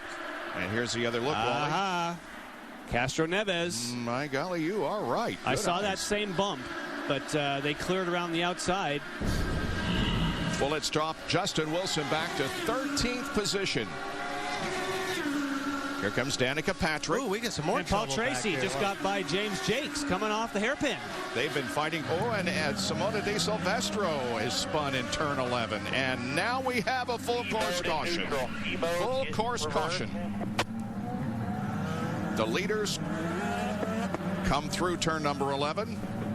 I think that still works out for Briscoe. Now it Go to E mode. So anyone who pitted, it looked like it wasn't going to work, but now before anyone else had a chance to pit, you get a full course caution. Those people who pitted now are going to get a nice bonus. Kanaan was in, Tagliani was in. So all those guys are going to benefit off this yellow for just, and that's just timing. That's just, I mean, that's gambling, throwing the dice, and it working out for you. So, you know, now you're a rock star, brilliant, because it works out for you. But it could have went the other way, too. Right. But that's a good gamble. I mean, that's the thing about the street course racing. You never know what's going to happen. So we're under reduced speed for the first time in this event. First caution coming out here on lap number 25 of 85. And the pace car comes out, driven by three-time Indianapolis 500 winner Johnny Rutherford.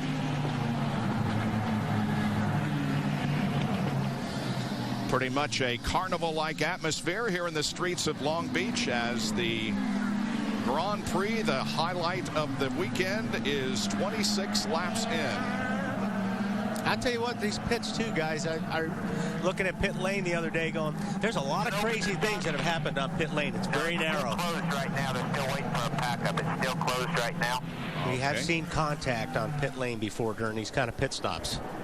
And it's worth reminding the three were Tagliani, Briscoe, and Kanaan were the three who dove in. That now if everyone pits ahead of them, obviously they'll cycle right to the front of the field. Up. Yep. Simona still can't get the car started.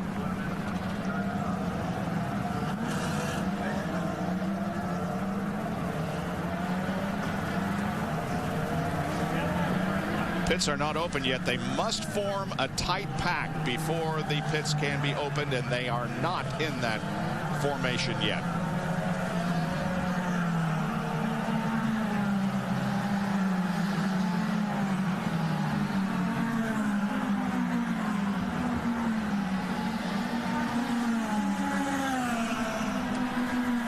Now, before we go off of this shot, Tony Kanaan, unfortunately, you'll see he's the 4th car in line, means that he lost a lap before they went to caution, so he will not benefit from that strategy because he didn't get out in front of the leaders. Okay. The pace car just... And here comes Tagliani and Briscoe. They will benefit from this. Tagliani, just stay out. Okay, the pits are open now. The way this works, Bob, is that for these 2 cars at the back, Tagliani and Briscoe, if everyone ahead, and I would suspect that every other car will now pit. The only other question, maybe Anna Beatrice, because she came in earlier, or J.R. Hildebrand. But other than that, everyone should peel off, and they just get a nice free ride up behind the pace car. And that's the way strategy works. And at the time, they were thinking, man, I thought they were going to go full course caution. And they didn't because Wilson was still running. And then all of a sudden, hey, we're still good. It worked.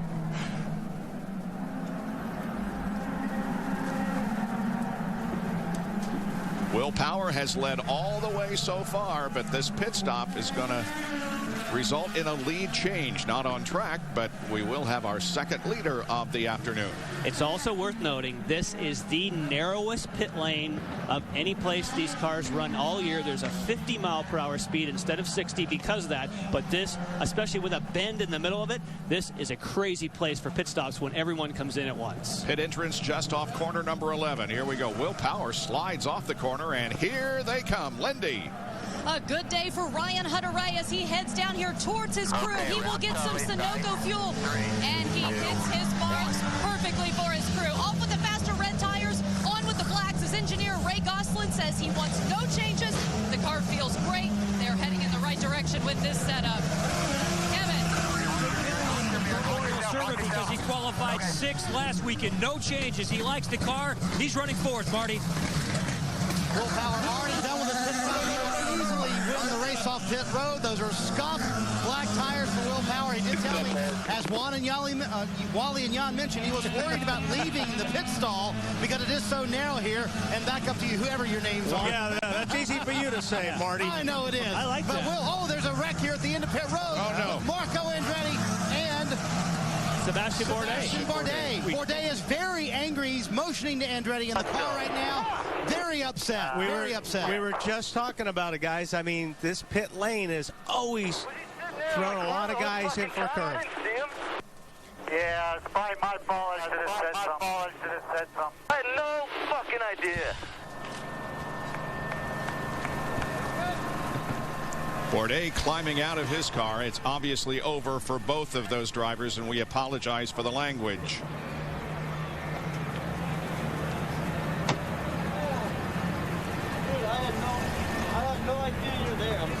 Marco will come over and say a few words to Sebastian. We heard his words. I had no idea you were there. And that's the deal where, listen, when you're a driver in the pit, when they say go, go, go, go, go, to you, you think you've got a clear lane.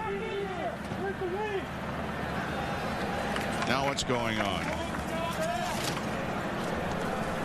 I want to get back in the car.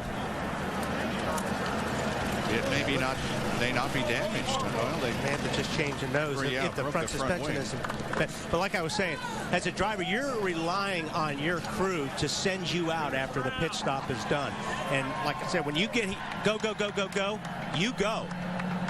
You think you're clear. So you really have to rely on your team on these pit stops, you know, when they drop the jack.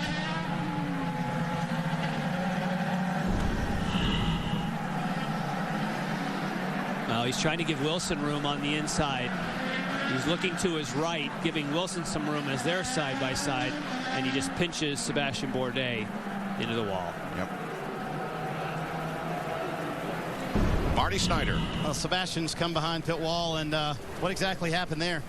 Well, they just sent Marco, and since they sent him, it just started to move and move and move, and I was on his left side, and he just told me he didn't see me. He had no idea I was there, so it's too bad. The Boy Scout car was not so bad in this race stream today, so I was hoping for better luck.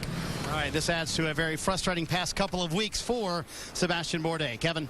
Well, we had another incident just moments before that on track. Standing here in the 2 pit of Oriole Servia, we saw Graham Rahal just swerve in near the pit wall as if he was pulling in for service. Unfortunately, the crew guys were still over the wall, and he clipped Todd Phillips. That's him you're seeing there. He just had his shoe off. It's his right ankle. He's doing pretty well, though, all things considered, that he was just hit by a race car. He was up taking the shoe off, looking at the ankle, but he's flexing it now, and he's going to try to hang in there.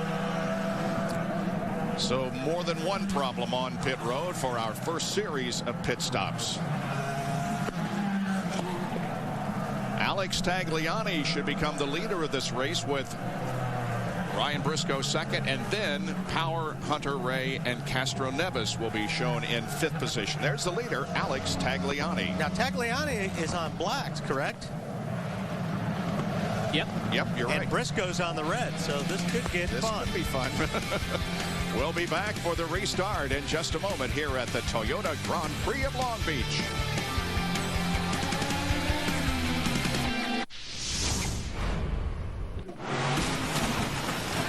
Kyle Busch! Let's do this! Let's do this! That's how you do a donut.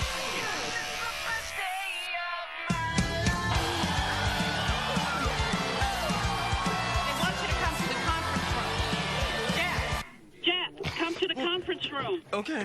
What would you do with your favorite driver? Enter your design at toyotaracing.com.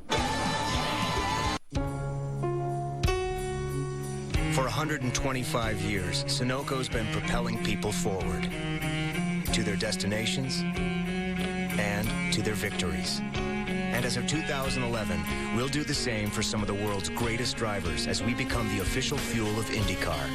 We'll fuel their victories the same way we've been fueling yours.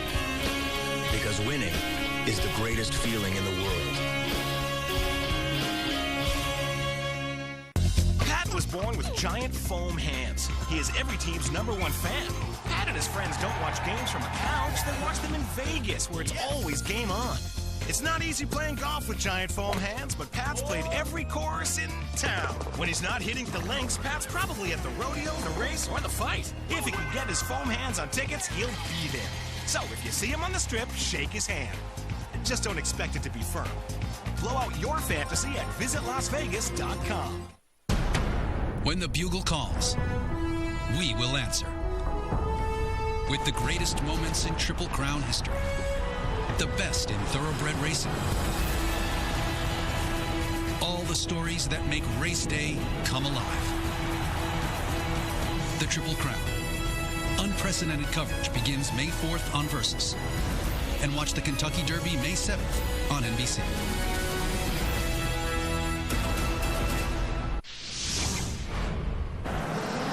Welcome back to Long Beach and the Toyota Grand Prix, the 3rd race of the 2011 IZOD IndyCar Series. We're under our first caution of the day, and really the action has been on pit lane. Incidents on pit lane not uncommon to Long Beach. In 1991, Mario pulling out. Here comes Emo, and watch what happens. Boom. And we had an incident just a few minutes ago. We had an incident on pit lane involving That'd be Emerson Fittipaldi. And Emo, we call him Emo. And Michael Andretti. And, of course, that was in the days where there was no speed limit. In fact, that was one of the incidents that led to having speed limits on pit lane. That was a scary one, but everyone was okay after that. But we definitely had some hot-tempered drivers, for sure. Okay, I think Briscoe's sitting in a very good position right here. Yes, you have double foul restarts. You have stickier tires. You have the fastest lap in all of practice prior to qualifying, I think. And you can see how hard he's working, Tagliani, on getting heat in those tires. Oh, yeah. He's really, all the guys on the blacks you can see are really aggressively trying to put heat in them. Down to Kevin quickly. All right, a couple of stories to wrap up. We mentioned Graham Rahal came into the Servia pits. Vitor Mira's crew is reporting that Rahal made contact with Mira on pit lane, so that may be why he veered off there.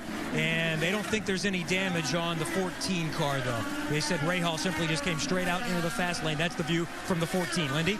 Tony Kanaan had a problem with his pit stop. They got the fuel probe stuck. They weren't sure they got all the fuel in there. They brought him back in for a splash of fuel, and also Bob Conway came in and got a splash. Rahal in 18th, Kanaan in 23rd as we get set for the green flag as they form up in side-by-side formation, and the green flag is out. Here we go. And look at Ryan Hunter-Reay. In third spot, Ryan Hunter-Reay had a great start.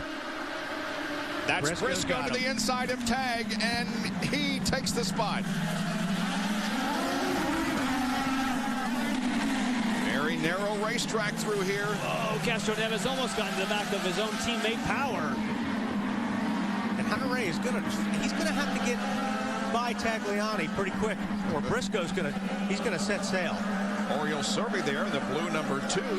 He's running in 7th position.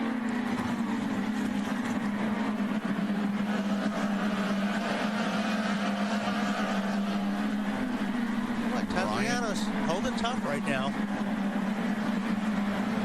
Ryan Briscoe on the Firestone alternate red tires, remember.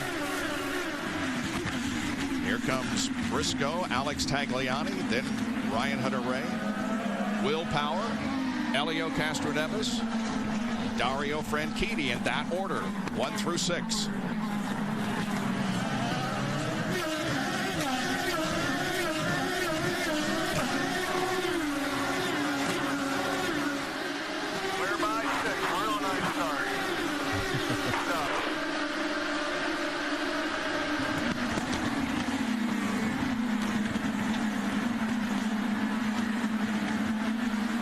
Single file formation here. There's Danica Patrick in the green car. She's running back in 15th position. And there's Mike Conway in the 27. And you heard Lindy say he also stopped for a splash of fuel. That's why he's way back. Back in 20th. Now look at the restart here. First of all, it's worth keeping an eye on the third car, at least in this particular case, the 4th car in line. Let's go ahead and let it roll. So you're going to form yourself up into double file. And as soon as he gets himself into the spot here, and again, I think the problem here is that they're not able to get themselves all the way into line because you're so slow coming off. That's why all these starts haven't been so compressed. And here he goes to the inside for the second spot. Almost said the lead. Ryan Hunter-Reay goes to 2nd spot now. He begins the chase of Ryan Briscoe, who is the leader. And Alex Tagliani, who led briefly, is back to 3rd. Let's watch Will Power in the next few laps as he moves up.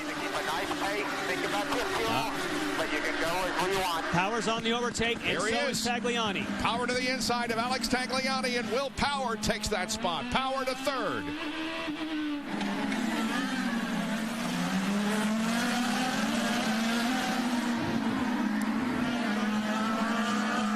What we needed was a restart to get this thing shaken up and somebody on alternate strategy. So you've got different tires, different pit strategy. Now all of a sudden we're getting some action from the beginning when they all strung out. We're like, come on, guys, let's get after it. And Briscoe's really the only one on reds, I think, in the top 11 or 12 or 13 cars. So Briscoe's really got to, in order for this to work, he needs this thing to go a long ways, and he needs to put a lot of distance between him and everybody else. You think maybe that Elio Castroneves is going to make a move on Tagliani. Oh, he tries in turn number 9, cannot get the job done. Alex Tagliani said this weekend, although they kept returning to their baseline strategy, or setup, I should say, their main issue has been locking of rear brakes. So that means he can't be as aggressive on the entry of the corners, not wanting to lock up rear brakes and essentially do a handbrake turn, and that leaves you vulnerable for people to get by you. And Elio Castroneves will not be in a position to try to take this spot this time. Right behind Elio is Dario Franchitti in 6th spot. We had documented that Conway had got a splash of fuel. Also, Paul Tracy, just as they came to green, made a quick pit stop, so he's way back in the order now also. He is back in 23rd position. But Franchitti's car looks pretty good. I think he's trying to get himself in position here where he can try to make an out-braking maneuver on Castroneves. For a guy like Dario to say, my car is the best I've had, maybe the best all season, I'm surprised he's not moving forward more quickly. Remember, Dario Franchitti was in blue colors last week, but he is back to the target red this week in car number 10. We go down to Robin Miller for some comments. Well, PT didn't take too long to use the chrome horn. I guess he had to get Simona moved out of the way on that one. Got a little penalty for it, but it's to be expected. The guy hadn't been a full-time driver in a while, and it's a little rusty. Because if he'd used it in the good old days, he'd have knocked 2 or 3 people out of the way with the chrome horn, not just one for 18th spot. But you kind of lose track of what happened to Conway. He's right there in the hunt, and all of a sudden he's back in 18th or 19th. And I think he was going to be the story of the race, and now he's got a hell of a long way to go. Yep. Yeah, he's back in 19th spot. And Lindy has an update on Conway. Lindy? Conway didn't have a great pit stop, and his engineer has told him, you've got a lot of time, Mike. You've got a great car, so be patient. And Bobby said, do not get overly aggressive here. All right. Well, that answers a couple of questions that we had. What happened to Simona? That's confirmation. She did get hit from behind by Paul Tracy. That was confirmed, obviously, by race control, who gave him a penalty. And your penalty for avoidable contact, as it's called, you have to serve it under green. So that's why Paul Tracy pitted once we went back to green, not for fuel, for a penalty. Good job, Robin. I got a question in the booth. Here's what I understand. If Paul Tracy got a penalty, why didn't Castroneves get one for spinning out Justin Wilson? I was just thinking the same thing, actually. When Jan was explaining all that, it was the same place and it was the same type of an incident. And that just it adds credence to a lot of the people in this paddock think Castroneves gets favorable treatment other than Edmonton last year. I was just waiting for you to finish that sentence, and you threw in the other than Edmonton. I was like, what? And Detroit a few years back. But anyway. Chip Ganassi has 2 teams this year, not one 4-car team, but 2 2-car teams, and 2 of his drivers are running in the top 10. These are the first laps, by the way, this year that Ryan Briscoe has led. He's led in the last 4 races. He led laps in the last 4 races of 2010. He's ahead of Ryan Hunter-Reay, Howard Tagliani, and Castroneves. TireRack.com, we stock an incredible number of tires, nearly 1 million tires. But we don't just stock them, we test them. And we post user reviews so you can find which tires are the best for you and your car. All this at a price that won't slow you down. And that's 1 in a million, or in most cases, 4 in a million. The biggest selection of tires. One More Way Tire Rack is revolutionizing the way you buy tires. TireRack.com. Research, buy, deliver, install. When you haul heavy loads, you really need a 3/4 ton truck.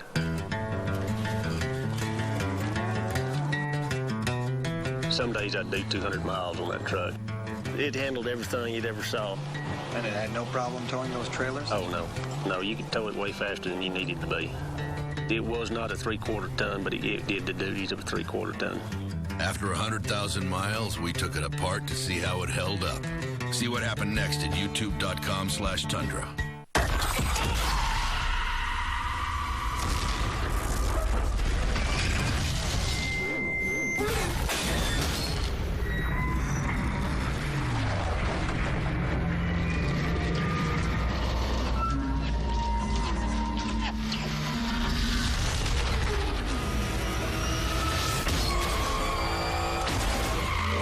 Shift 2 Unleashed, now available. Rated everyone 10 and up.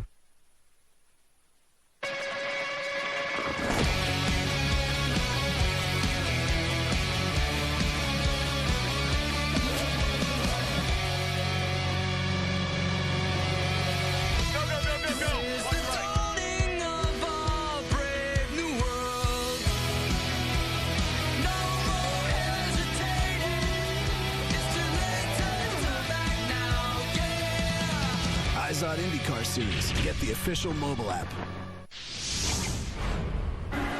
38 of 85 laps completed here in the 37th annual Toyota Grand Prix of Long Beach. 2 Ryans running up front. Ryan Briscoe is the leader, and Ryan Hunter-Reay there is in second spot. Back in third is Will Power, who led the early part of the race until we had some pit stops. Those are your top three. By the way, Marco Andretti, who was involved in the incident with Sebastian Bourdais on pit lane, he is back in the race a lap down in 25th. And another gaggle of cars here, including Conway, Jakes, the 78 of Simona Di Silvestro, and Tony Kanaan moving to the inside of Simona Di Silvestro. And along comes J.R. Hildebrand also. Yeah, you pretty much get one car offline in one of those corners. You're going to lose 2 or 3 spots if it's packed up. Wow. I thought Kanaan was going to hit that wall for sure. How do you bring that back?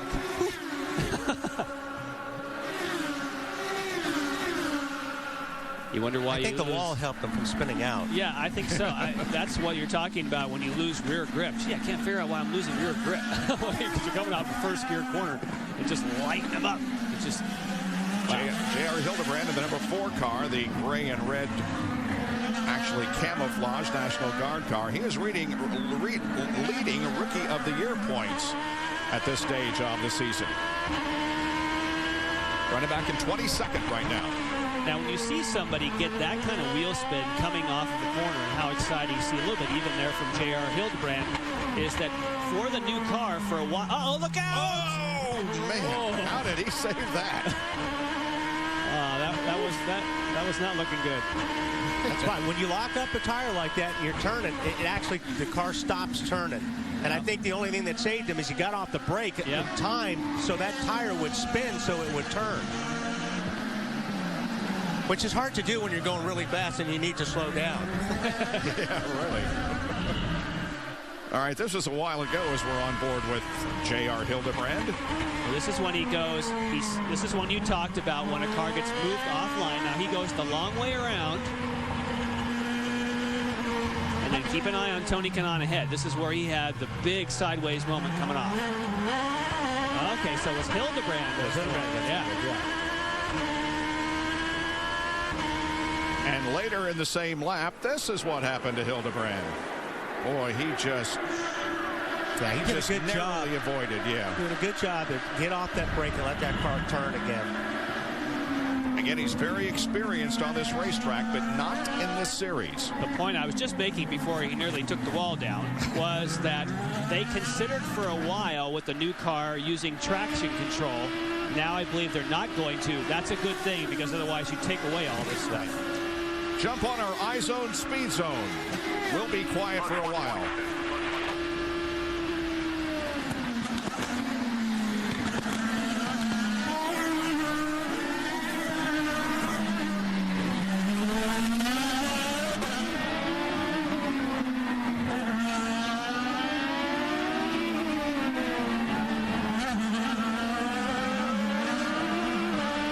Some sights and a lot of sound regarding the iZone Speed Zone here at Long Beach as we continue to watch the leader of the race, Ryan Briscoe. Nearing the halfway point of this race. I understand that Justin Wilson may be making a pit stop before long. He is running 13th. Ryan Briscoe has a 1.7 second advantage on second place Ryan Hunter-Reay. There's the interval. And a total of 2.7 seconds separates first and third, Briscoe and Will Power.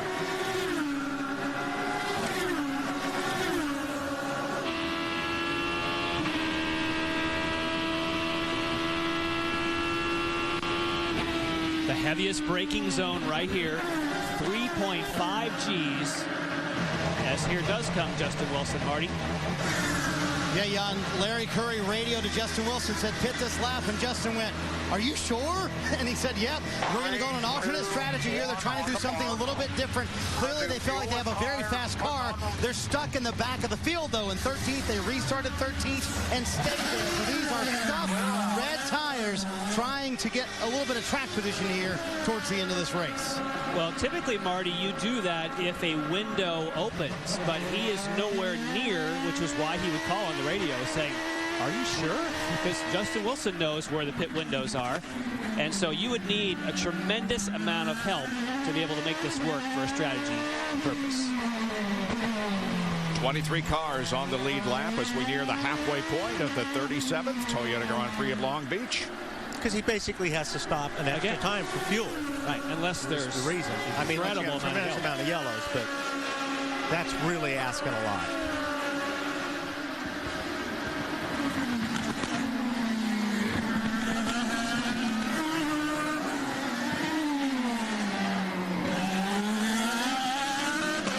We've established the first three. That's Ryan Briscoe, Ryan Hunter-Reay, and Will Power. Now back to fourth position where they run a little bit tighter. That's Alex Tagliani, followed by Elio Castroneves, and then Dario Franchitti. All three on the Firestone primaries, black sidewalls. And, you know, Tagliani at first seemed like he was dropping backwards quickly, but now he's kind of regained his composure. We mentioned a while ago that Marco Andretti had rejoined the race, and now he is listed as out. So both the cars involved in the incident on pit road, namely Sebastian Bourdais and Marco Andretti, are the two cars that are out of the race here at the halfway point.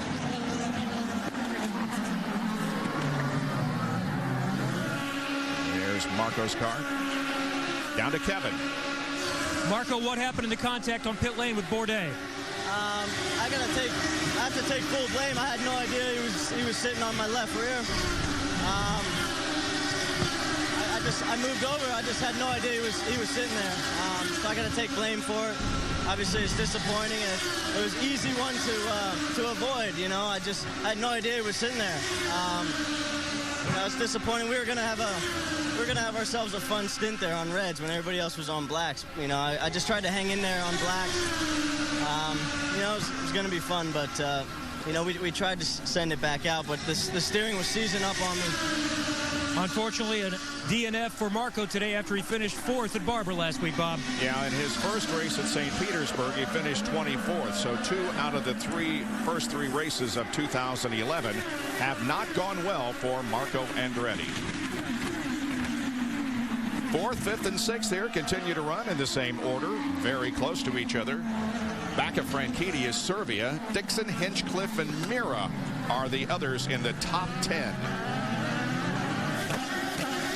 It's a really good battle. They just need like a half a car length on the guy in front of you so you can try to pull out and outbrake somebody going down into turn one. But they're so even right now. They're getting off that corner exactly the same. This is Oriol Serbia on board. Running 7th, looking back on Scott Dixon. Newman Haas has the most team victories here at Long Beach. Ganassi a close second. 6 wins rather for Newman Haas Racing here at this facility, and Chip Ganassi has 5. We have pit stops coming up again before long, so we'll take another break and be right back for more of the Toyota Grand Prix of Long Beach, being led by Ryan Briscoe.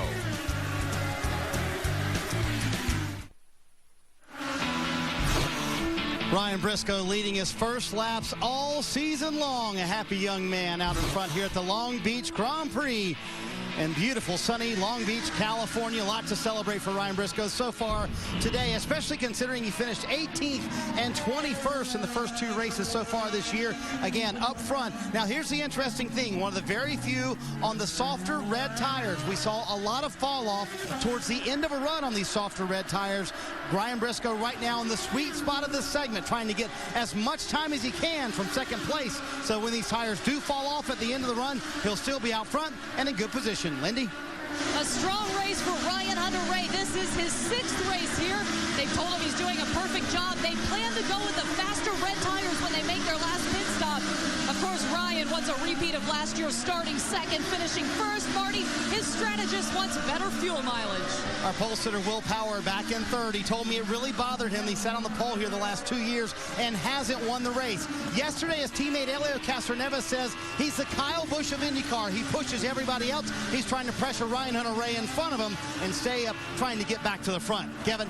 Marty, Alex Tagliani started 9th, but he got up to 4th because he ducked into the pits when he saw Justin Wilson spin. He made a split-second decision, got in there, got the track position, got out front, couldn't hang on to the point, but still is running strong in 4th, Lindy. Elio Castroneves racing in front of his daughter Michaela, now 15 months old. Elio's crew has not yet decided what tires they will use in the final stint. Elio told me beforehand they plan to wait until the last minute. After that last pit stop, Elio radioed in and thanked his team, Marty, for gaining him a spot. On the last stop for Dario Franchitti, the man who won this race 2 years ago, no changes to the car. He said, I just can't make the progress on these black tires way in the back. The primary tires just don't have the grip those reds do. So when those guys out front took reds, we were kind of stuck where we were, Kevin.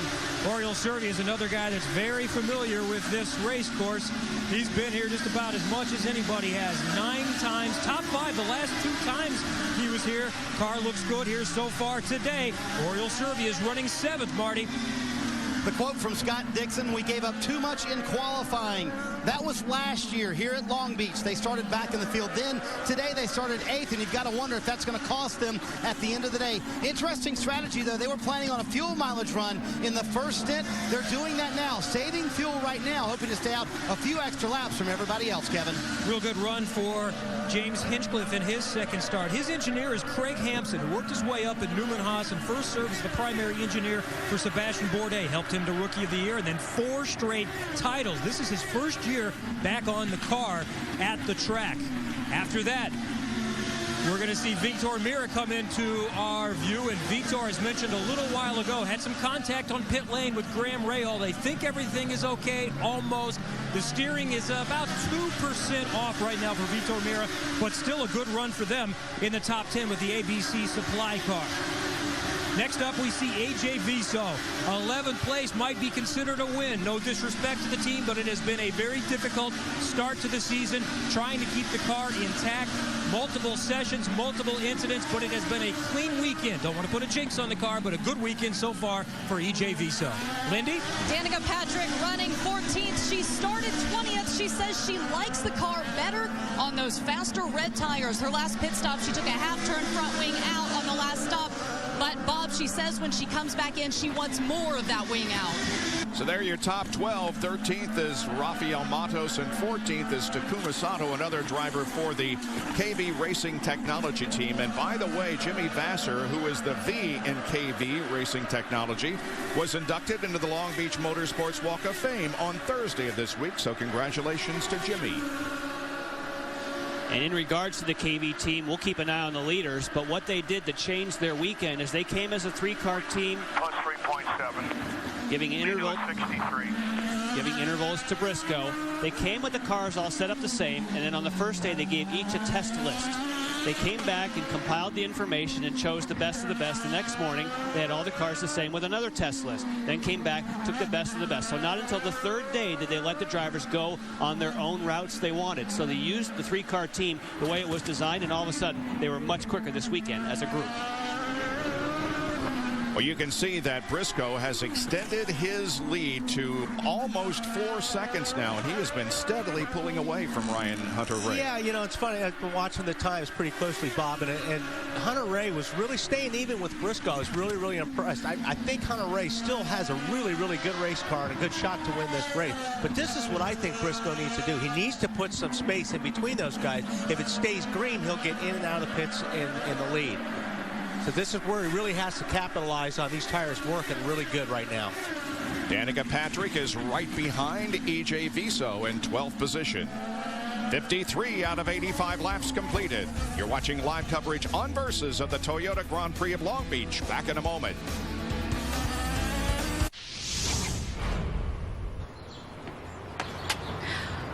It's Denny time.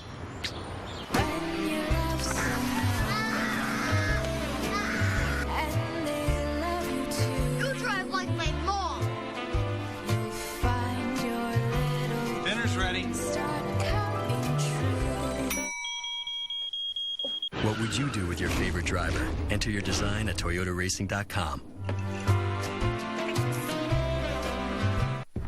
In IndyCar racing, it's all about speed, and the action happens in the blink of an eye. So you need something that helps you keep up, like IndyCar Mobile from Verizon. It lets you keep pace with in-race audio, up to the second leaderboards, highlights, and even driver tweets. Download it now!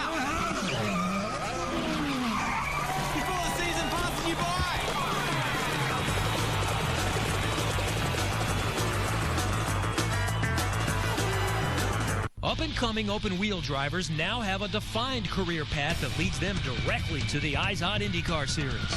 The Mazda Road to Indy provides drivers, teams, and sponsors an opportunity to gain valuable experience on and off the track, all with a clear-cut path of progression through 3 development series: the USF 2000 National Championship, the Star Mazda Championship, and Firestone Indy Lights, where drivers compete on the same tracks and venues as the IZOD IndyCar Series.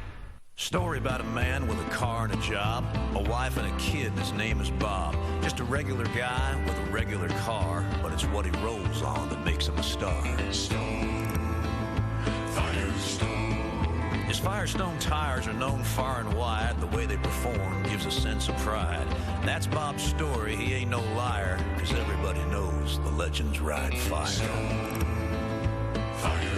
Legendary drivers need legendary tires. In the streets of Long Beach, we've seen a couple of pit stops here. Second and final pit stops. Oriol Servia made his stop, and now we are on board as Tony Kanaan pulls back out onto the racetrack. And I don't think he was happy. I have a lot of Italian in my family, and I see that hand of motion, and that means I'm angry. And I don't think Tony was very happy for some reason. When you're talking with your hands and driving an Indy car, yeah, that takes not only talent, but you're very angry. Ryan Briscoe with a 4.5-second advantage now on Ryan Hunter-Reay. There's Ryan coming out of the corner. And by the way, Ryan Hunter-Reay uses the number 28. We talked about how his mom passed away a little more than a year ago, and he won the race last year in honor of her. His 28 on the car represents the 28 million Americans who are battling cancer.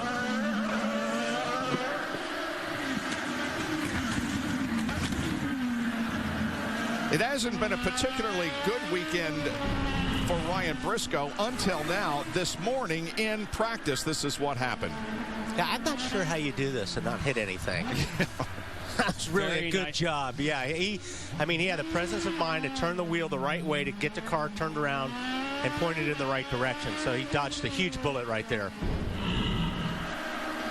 Marty? And guys, he's out doing this with the thumb, the right thumb that has torn ligaments in his right thumb. And he said it's actually worse this week. Ryan Briscoe will come to pit road this time, and some very, very impressive laps for Ryan Briscoe on that last stint, because they didn't fall. The Reds did not fall off as much as his teammate Will Power earlier. Kevin? Alex Tagliani is in for his final Sunoco fuel stop. He finished 6th at St. Pete. He's got a good run going here today. Scuffed Reds, these are a little bit faster, but they've got some wear on them. We'll see if he can last, and the tires will hold the rest of the way. And Kevin, you could really see that it's the final pit stop. It takes longer for the fuel to get in on the final pit stop. They just waited and waited and waited for all that fuel.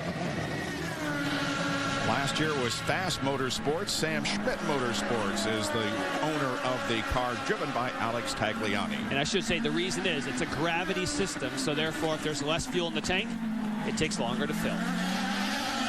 Tagliani pulls back out onto the racetrack in front of Oriol Servia, as now Ryan Briscoe, the leader, comes in, Marty.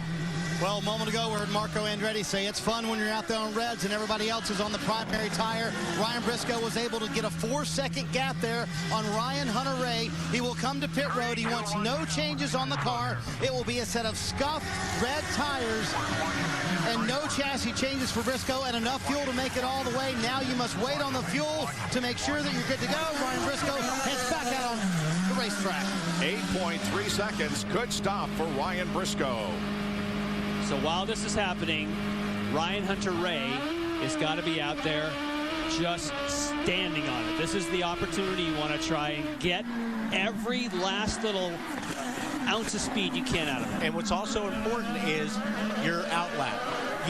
When you change these tires and you see Briscoe's on it really, really hard, you can lose a lot of time. You've got to try to get as much as you can out of the tires. We got to possibly a pass back, but you got to get as much as you can on these cold tires.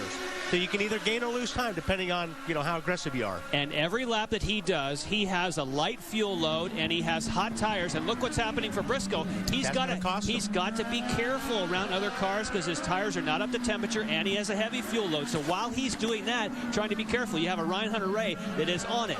Light car, getting every lap he can. And the idea is that he comes in, comes out, and then jumps for the lead if it works. Well, 4 seconds is a pretty big jump. I think he would be really happy if he could get close to Briscoe when he finishes his pit stop. Ryan Hunter-Reay, the 4th leader of the race. Will Power has led 27, Briscoe 24, Tagliani 4, and Ryan Hunter-Reay has led the last 2 laps. And here is Branchitti into the pits. Right front wing up, 1.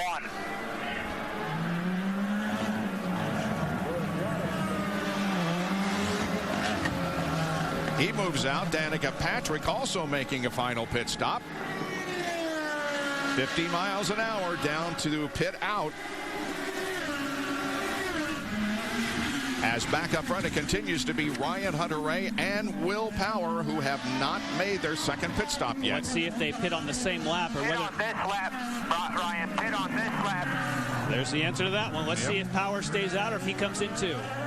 Power stays out. Oh, Lindy. Well, Ryan Hunter-Reay's crew cannot afford to stumble on this pit stop. What should be his final one. Ryan does not want any changes as he hits his marks, and just as planned, they will take those red tires. He's not saying much over the radio except that he's happy with this car and everything feels good. He's out.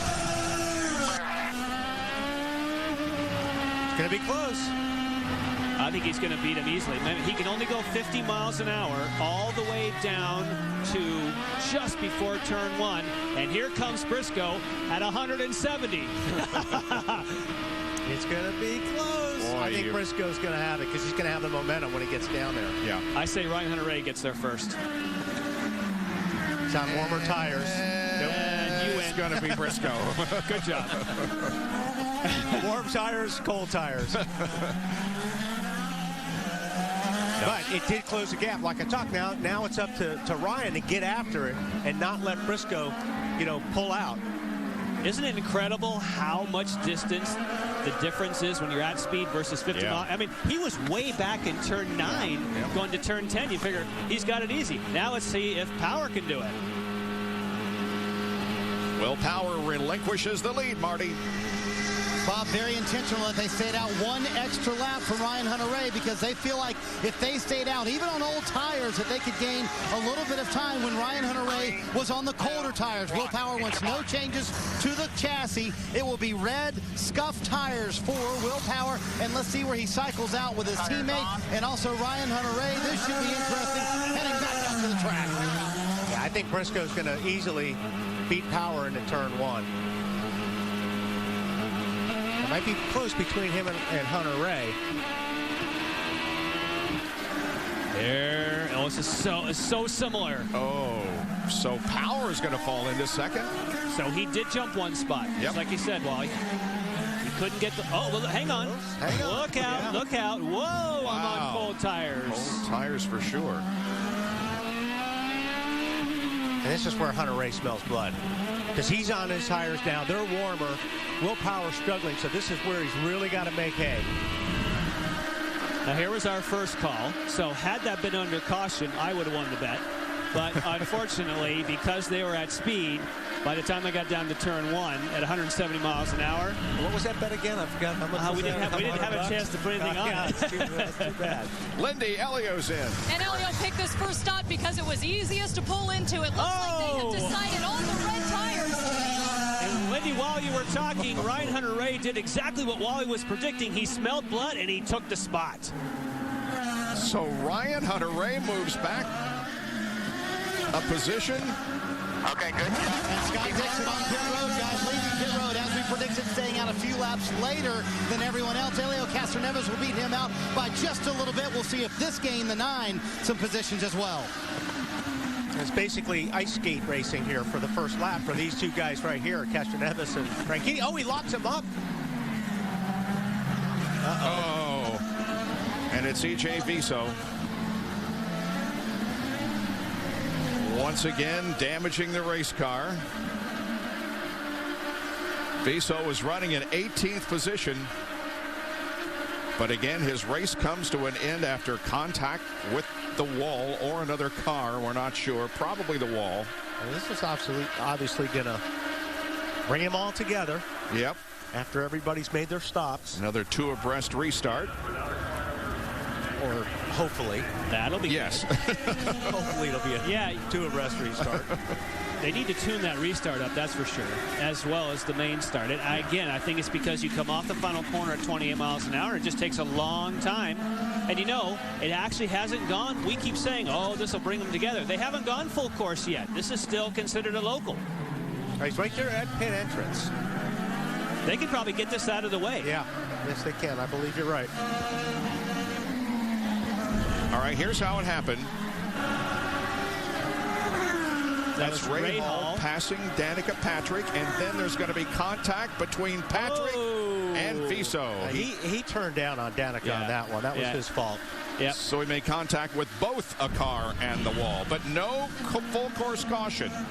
No full course caution. We remain under green here with just a little more than 20 laps to go in the Toyota Grand Prix of Long Beach. Live coverage this afternoon on Versus.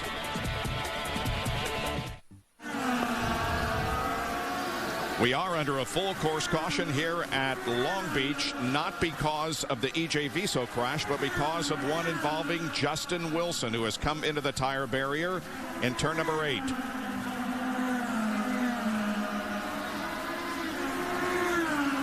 I'm going to go with he got hit again. Yeah, here's the on board. Just listen when he gets up here. Yeah, well, that looked like Hildebrand. It looked like Paul Tracy to me. You think? Yeah. Nope, you're right. It is Hildebrand. Yep. Well, in any case, it's not good for Justin. No, it isn't. We can agree on that. Second time for Justin. It's too bad. He had he was really fast in practice. He couldn't qualify. I think he really thought he had a great car today. And those guys didn't unload very well. They made a lot of changes to that car and helped it considerably. Now, I don't see any marks there, though. But certainly the car that was right behind him was J.R. Hildebrand. They can now get the Viso car off the track also and in a safer position.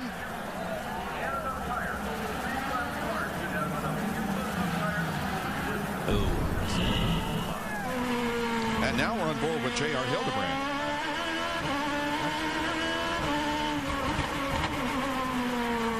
Yeah, something broke. Okay. Definitely no contact. But you heard a clunk, which we thought was contact, but the clunk was some kind of a, let's listen again. Something broke back there.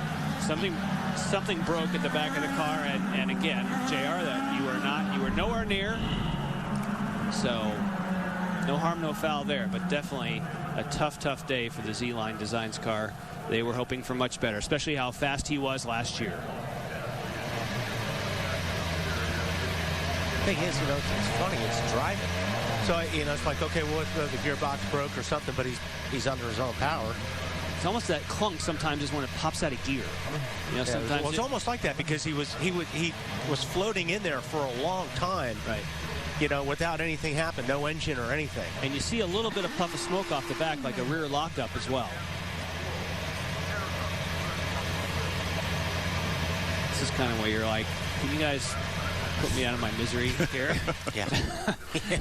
Where's the wrecker? Well, this is going to bunch up the field. Yes, it is. For the restart. This is where I believe Hunter Ray has got his best opportunity right now to show what kind of race car he has, because I think he's got a good one. Well, the order is Ryan Briscoe, Ryan Hunter-Ray, Will Power, Elio Castroneves, and Oriol Servia, the top 5 under caution at Long Beach. And we will be going green here, so we'll hold off the commercial. Good call. Now, Hunter Ray's got to, what he did on the start of the race, he needs to do here.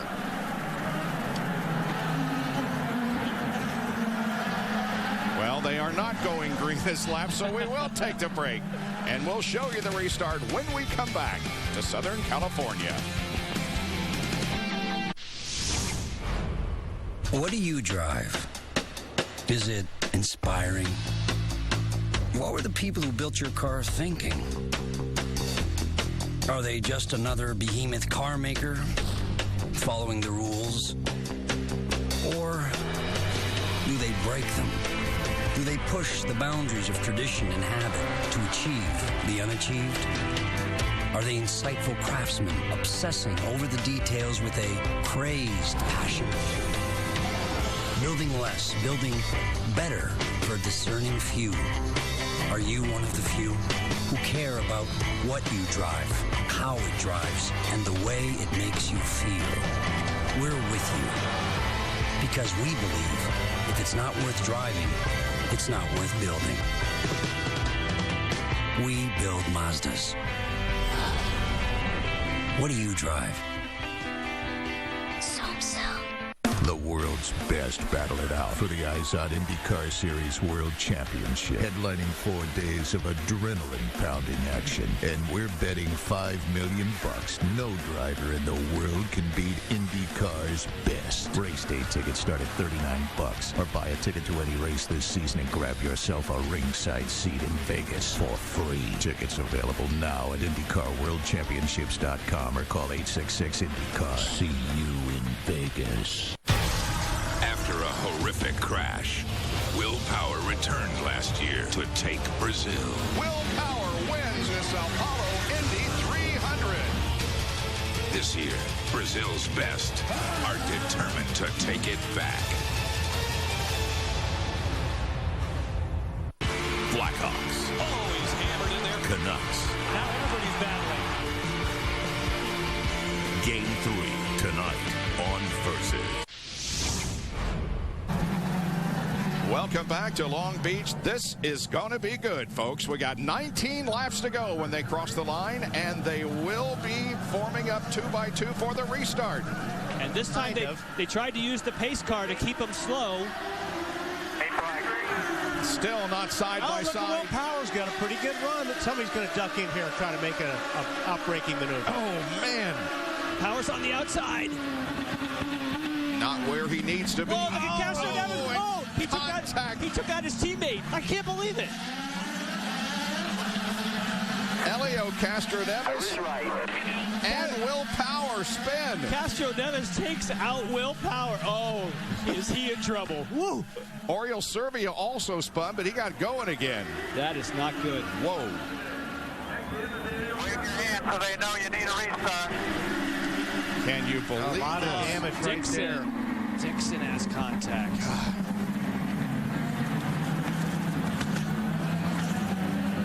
No full course caution yet. There's gotta be debris on the race coming off of race cars. There's got to be a full course caution. There's Nothing stuff everywhere. Oh, wait. Oh, now, we got Sebastian Saavedra, Charlie Kimball, and Takuma Sato in a crash. Now we have full course caution. Kimball in the 83, Sato in the 5. They've come together. This is what everyone expected from the beginning of the race. Yes. And it's been clean as a whistle. Now, go time. Flying everywhere. Too bad. You're doing a great job. Oh, we got a missing wing here on Rahaal's car. Yeah. And a right front flat tire. There's probably Rahaal's wing. Yeah. Yep. Corner workers get out of the way in a hurry. Yeah. They do a great job, but they take their life in their own hands at times. Yeah, let's take a look at, I mean, hey, listen, Power made a power move there on the outside. I mean, he had to try to make something happen. Here we go. And we'll see Power duck out because there's no room down on the bottom. He knows that's going to go away. Castroneves is pretty far back. Look at how this far point. back Castroneves is nowhere even in the picture. And then, pow. See now, you know what? Yeah, that's he locked the left front. He locked the tires up. Went straight. Servia's battling with him. So watch Castroneves lock up the tires. When he locks up the tires, he goes straight and hits Power because his car stops turning. Yeah, right there. And it is so similar to what happened in St. Petersburg. I don't think Servia hit anything. He hit a 360 and back in the race. Wow. From Power's on board. And Power's doing exactly what he should. He's looking for a spot. He's not rubbing on anybody. He's just seeing if he can find something. And then next thing you know, hello, Bang. Elio. That's the same thing that happened in St. Petersburg when he came in. Wow. And now Oriol Servia. This will be the funnest ride, really, of the whole day. Does a great job missing catch. Stands on the gas. Immediately turns right, lights it up, says, here's a gap. Look at this. Yeah. Right behind Danica. That was good. Nice. Well, you know, one of our journalists, Marshall Pruitt, gave Helio Castroneves the Golden Bowling Ball Award at St. Petersburg. And then he gave it to Ryan Hunter-Reay at the next race. I think he's back on top of the leaderboard on that one now. Meanwhile, in another part of the racetrack, we're trying to get this situation sorted out as Sato and Kimball have not yet gotten restarted. Now, Kimball said, hey, start me. See what happened here. Okay, we got he's got it. That means that Rahal probably got into the back of Sato. He had a left rear going down. I think his right front was the one that was flat as well on Sato's car. If we go back and look at that. Saavedra must have had contact with Kimball. Yeah. Saavedra is over to the left. Yeah.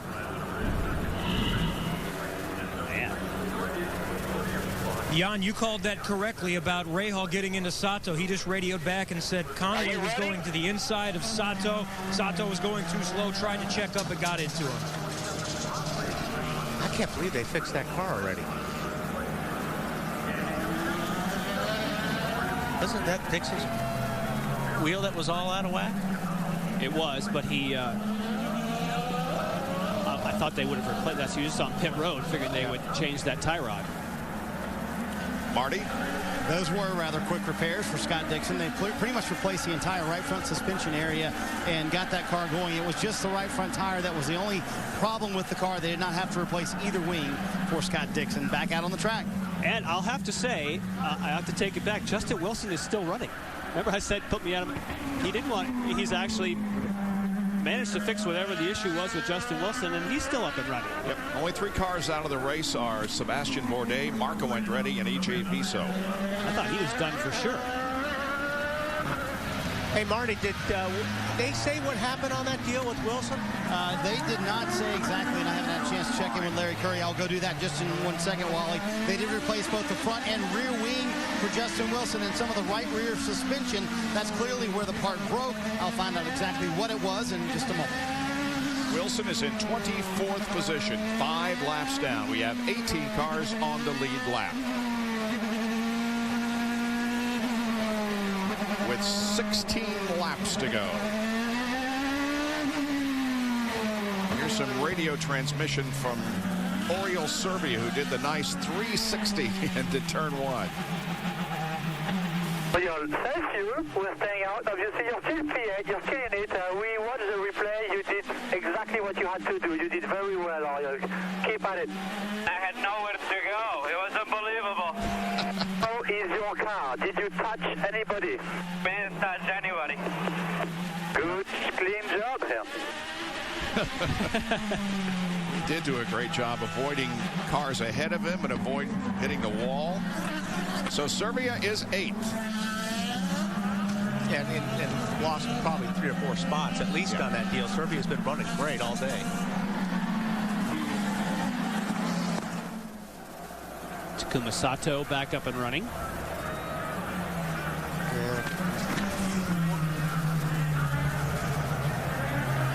Turn 10. And Bob, I found the problem for Justin Wilson. That'll make your day go bad. The right front toe link bent in half, and that's what sent him into the wall. Yep, that'll do it. All right, as we get set for the restart now, it's Ryan Briscoe and Ryan Hunter-Reay first and second. But third is going to be the guy who says he's had the best car ever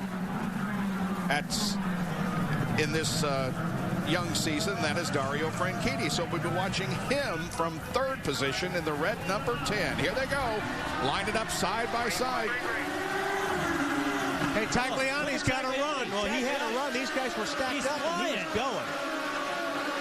See Franchitti looking for a spot. Boy. Oh, Franchitti is going to get second. Ryan Hunter-Reay is going to lose. Oh, Tagliani's all over the place. And Mike Conway shoots the gap. Ryan Hunter-Reay maintained his position. Wow. I thought he was going to lose at least 1 position.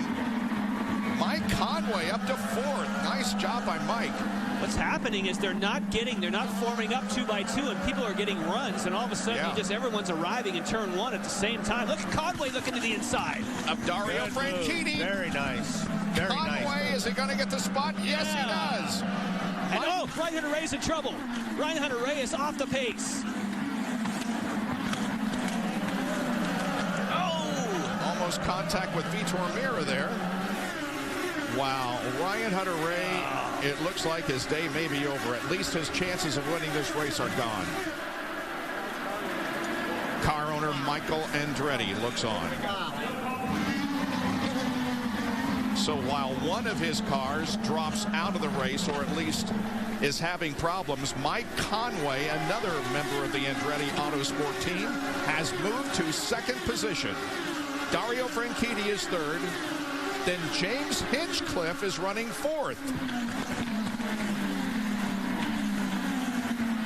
There's Hinchcliffe in the 06 car. Behind him is Alex Tagliani, then Servia, and then Danica Patrick, who is seventh. Get some reports that... Go ahead, Lindy. What's going on? Well, when Ryan slowed down, it was complete shock here. They did not see this coming. You should have seen the looks on the faces of this crew. I just went up and asked Michael Andretti what happened. He said, hang on, I have absolutely no idea. Conway takes the lead, Lindy. Mike Conway has taken the lead from Ryan Briscoe. Can you believe Conway? Wow, first he pounces on Dario Franchitti, then he just mixes it up with Ryan Briscoe. Wow. Finishes a 23rd and 22nd so far in the IZOD IndyCar Series this year. Mike Conway leads at Long Beach. And there are coming up 13 laps to go. And those were decisive moves. 13 laps to go, 13 to go, and you got 9 overtake left. 9 overtake remain. That's Tom Anderson talking to Mike Conway. And Tom Anderson, even before any of this, is very, very high on this young man. Says that the way he is so laid back in his responses. Now, he's a fireball behind the wheel, but when he's out of the car, he is got to be one of the most reserved guys you're ever going to run across. Very quiet. Yep. If he wins, we may have to have him interview Marty, maybe.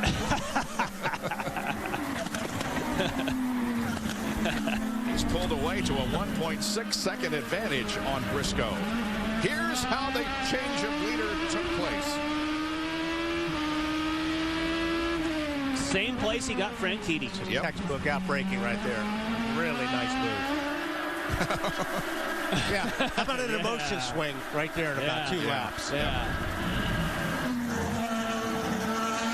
he has opened up a gap, hasn't he? Yeah.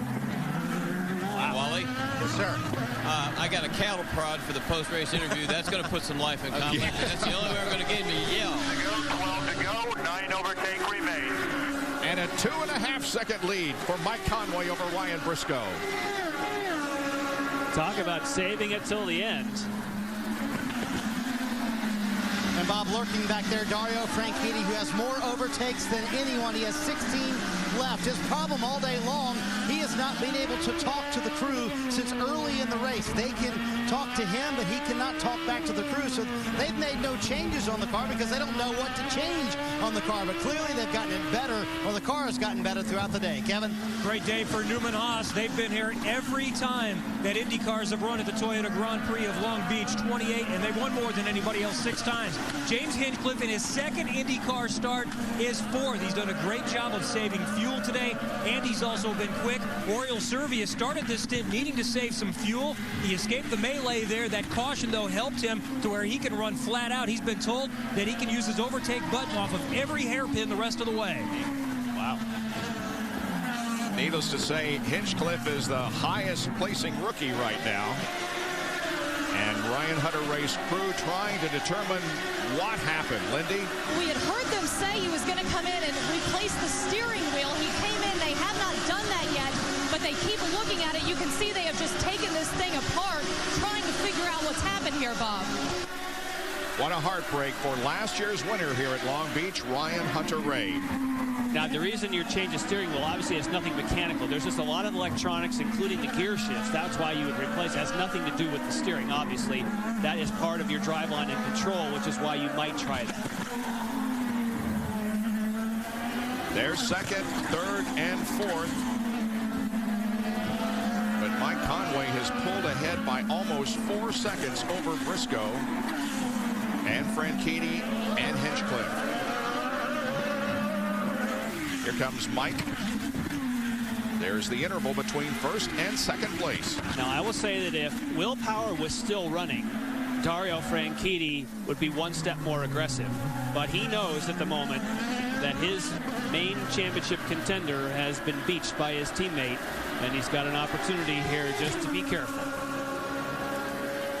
Coming up on 10 laps to go. This is only the second IndyCar race that Mike Conway has led in his career. The other was at the Indianapolis 500 last year, where he was badly hurt. You know you're going to need new tires. It's inevitable, right? So why not get them from TireRack.com? With TireRack's online research tools, you'll know you're getting exactly the right tires for you, your car, and the way you drive it, all at a great price. Don't just change your tires, change the way you buy tires. The biggest selection of tires. One more way Tire Rack is revolutionizing the way you buy tires. TireRack.com. Research, buy, deliver, install.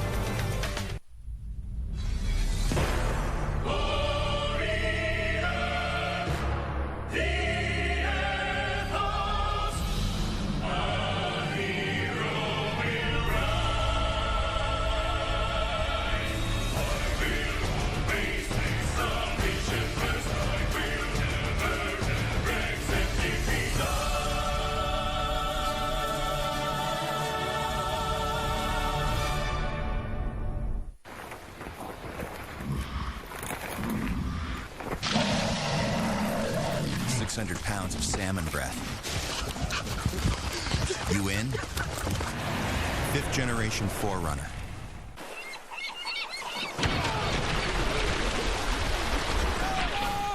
Sucker punched by a big fish.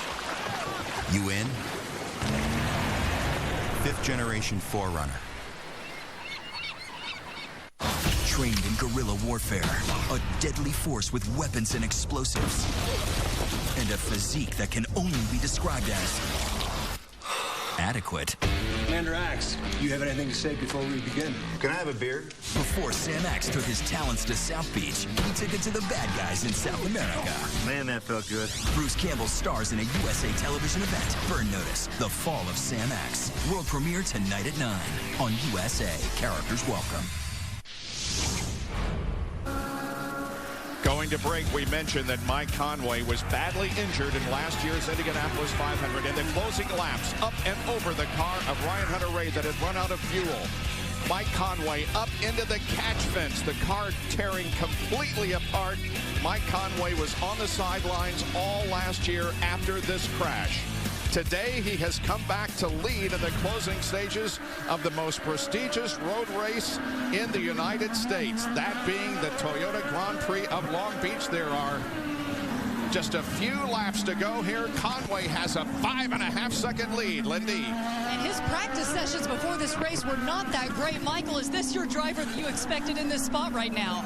Oh, for sure. You know, we had a lot of high hopes for Mike, and so far, he's not letting us down. You know, we got a long way to go, but I'm really proud of the job he's done. You know, he had a problem in the pits, and a lot of guys would have given up, but he's been pushing really hard, and just really proud of him. I hope he can win the World Cares. What happened in the pits? I think he overshot the pit and caught the hose, and that just messed up the whole deal. So hopefully that won't matter. So we just got to make it to the end. I hope there's just no yellows. I think we'll be all right if there are no yellows. Do you have any update on Hunter-Reay?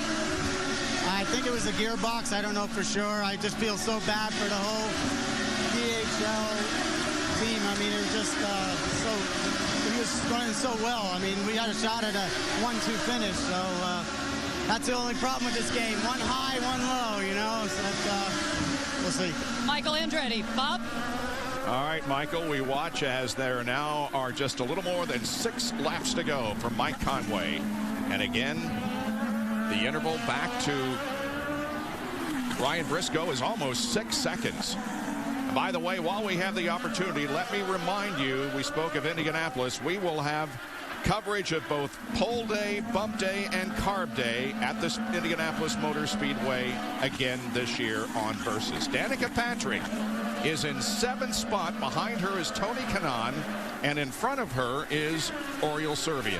And if you look all the way back in the group, when I was talking about Will Power, he is still running, of course. Both Castro Neves and Power did get restarted. But when I was talking about Dario, when I mean that Will Power's not running up front, so therefore Dario may not be as aggressive. But both those cars did get restarted, and he still now has a chance to get by some of these cars like Rafael Matos that he follows now for some championship points they're going to pay down the road. Power is currently in 11th position. He could get into the top 10 if he passes Rafael Matos up front. And Power was on the overtake. Here he is. He will take the spot rather easily.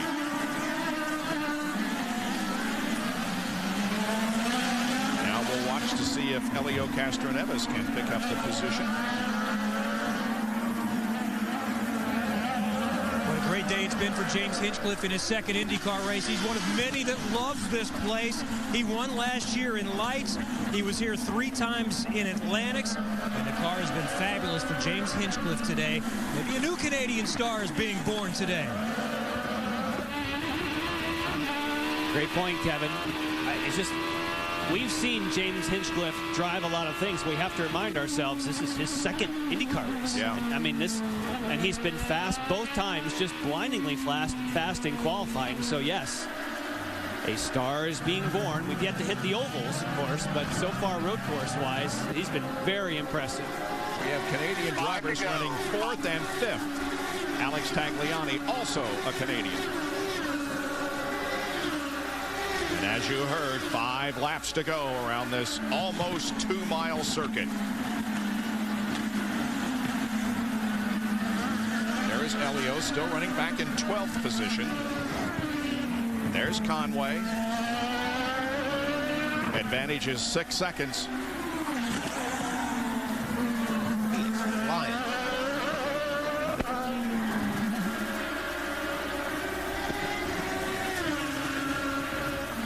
Sometimes you can keep your concentration, as you know, Wally, when you push hard. If you back off and say, hey, I just need to bring it home, sometimes that's when you make mistakes. Yeah, it's nice that he doesn't have anybody filling up his mirror. Right, but because he drove away from him. Yeah. I mean, he took some risks, too. He was definitely pushing all the way. Briscoe's asking, what happened? Yeah. Well, he decisively went by Briscoe and first Franchitti and then Briscoe. I mean, just like...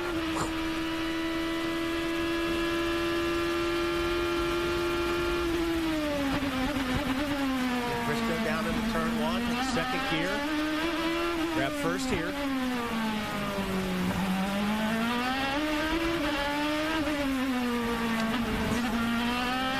This curve on the right-hand side was the one that caught out Paul Tracy in practice.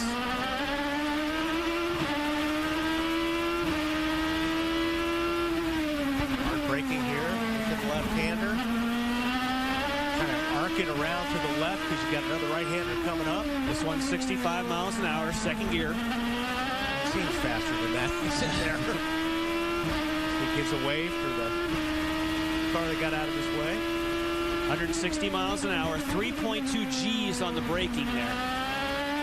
He's got Franchitti breathing down his neck, so he's giving it a lot. What do you got down there, Marty? And Wally, I know you drivers are never happy to finish second, but remember what Ryan Briscoe told us or told me before the show started. He said, we need a solid day. They finished 18th and 21st in the first 2 races this year. This will do a lot for championship points. So in the big picture, very successful day for the 16. Not only that, Marty, but it's a confidence builder.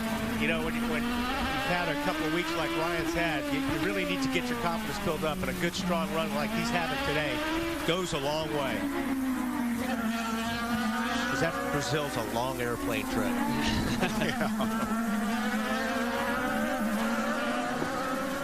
Team Penske running 2nd. Target Chip Ganassi Racing running third. The last time that a non-Penske or Ganassi driver won an IZOD IndyCar Series race was Tony Kanaan at Iowa last year on this short oval there. For Andretti Autosport, and Mike Conway is looking for his first win with the same race team. Serbia followed by Patrick.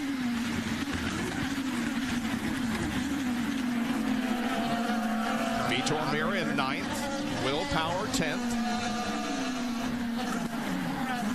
Then comes Power really hasn't been able to do anything with Mir. Yeah. And Elio has not been able to do anything with Rafa Matos either.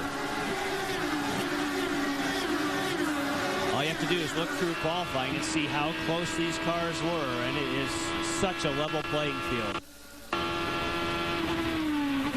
And how important track position is. Oh, yeah.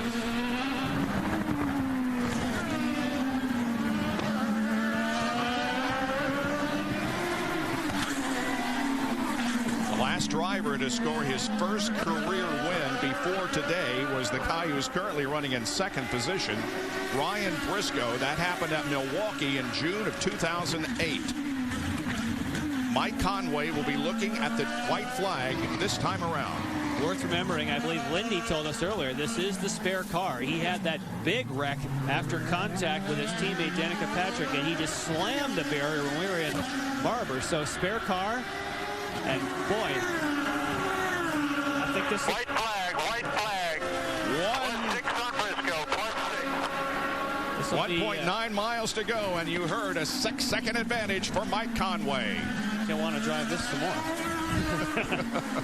It's his new favorite car. Yeah.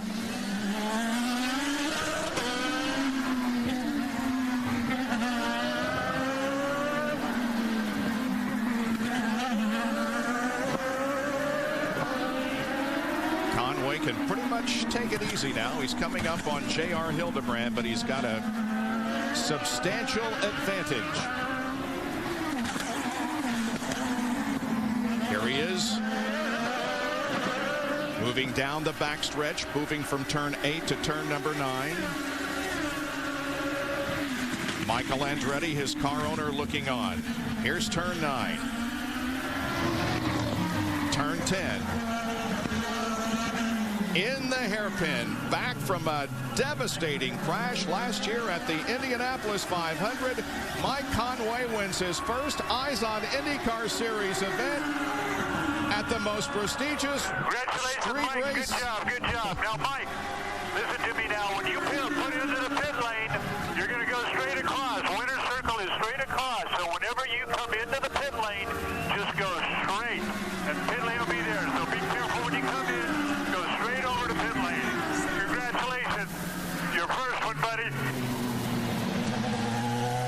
Mike Conway into victory lane here at Long Beach. He becomes the 274th driver to win in the history of open wheel racing.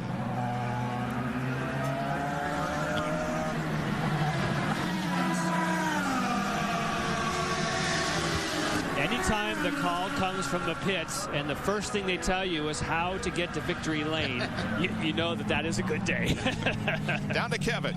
The happy owner is here, Michael Andretti. You've experienced it yourself. How happy are you for Mike Conway, considering where he came from? I am so happy. I just said he's come back complete now. You know, he just he impressed me right away. The first time we put him in a race car, I knew he was going to win races, and I'm just so happy he was able to do it this early. And one of the greatest races here in Long Beach. I'm just so proud of him and the whole Window Cares team because. You know, they had a tough time in that one pit stop, and to come back the way they did, that says something.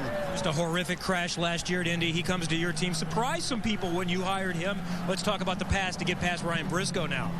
Unbelievable. You know, it was a bit of a surprise because it's really difficult to pass here, but he did a hell of a job. Nice pass. He had a couple good passes there in the end of the race, and shows that he's a racer. Go enjoy it. Thank you. You can tell Michael Andretti is emotional. This means something to him, and it tells you a little bit about what he thinks about Mike Conway as they head to victory lane. And it's his second consecutive win as an owner here at Long Beach. Ryan Hunter-Reay last year and Mike Conway this year. And Conway has found victory circle.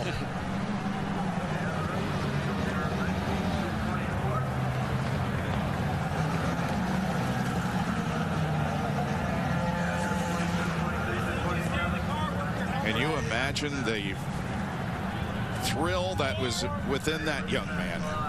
And relief. It's always think nice relief. to get your first win and get that monkey off your back. And he's had a tough start to the season. Yeah. Just came off yet another big crash. And had trouble in the pits. Michael was just talking about you thinking your day is over, and they're saying, nope, push, push, push. And here you are in victory circle. Yep. Well, he doesn't seem to want to come out of the car. I don't think they've told him, given him the sign to jump yet. So it's a highly choreographed event, you know. Right. Miller hasn't shown up yet with the cattle prod. Yeah, right.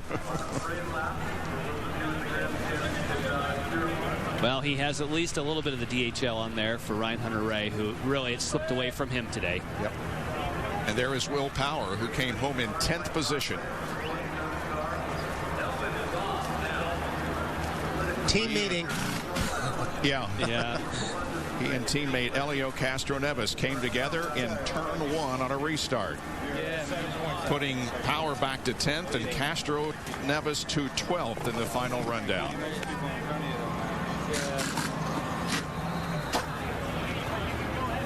There, they're giving him the sign. Yep. All right, Mike.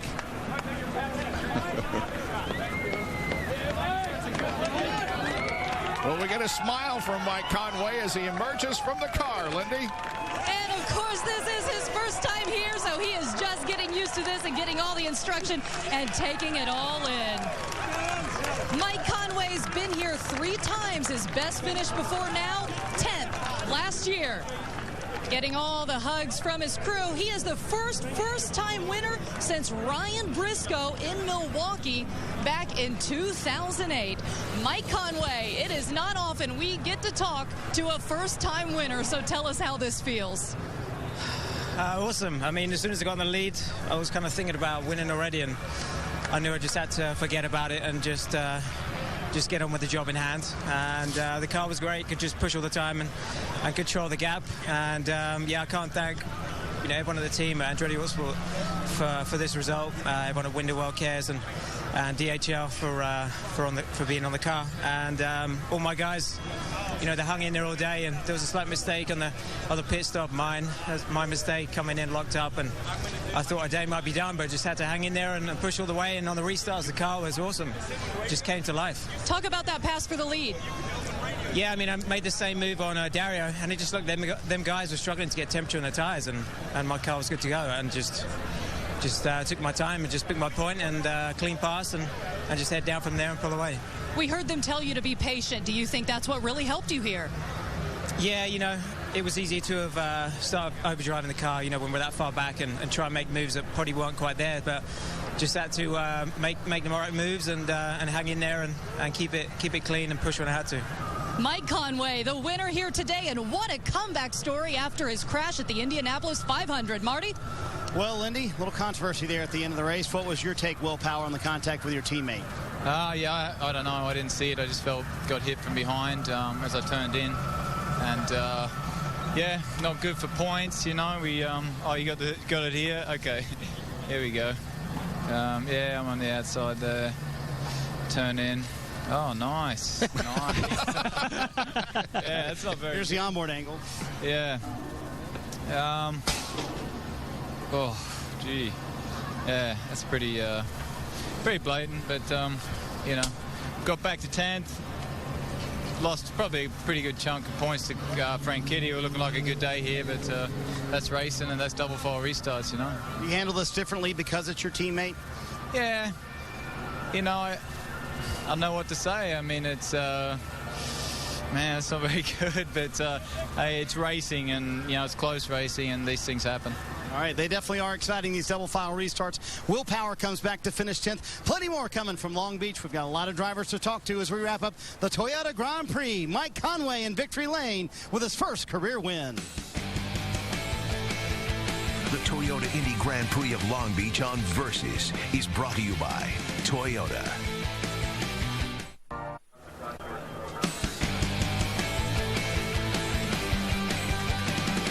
Welcome back to the Toyota Grand Prix of Long Beach. We have two other podium finishers. Let's start with Dario Franchitti, who comes in third today. Pretty eventful. What was your vantage point like?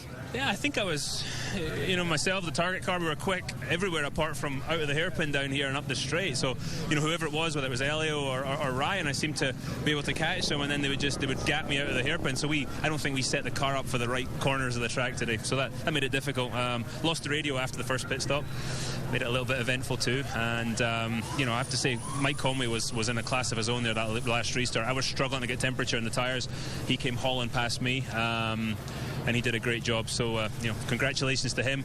We've got to work harder and find out where we're missing just a little bit of pace. The good thing is for you, others had problems, and you scored good points. Yeah, we got through that. I saw there was a big old accident there, and I just got through it. I could see Scott was in trouble there. So, yeah, that was a lucky break for us today, definitely. Nice job. Another podium for Dario Franchitti. And you, Ryan Briscoe, really needed a good result after the first two weekends. Sure did. The car has been quick, and really no fault of your own.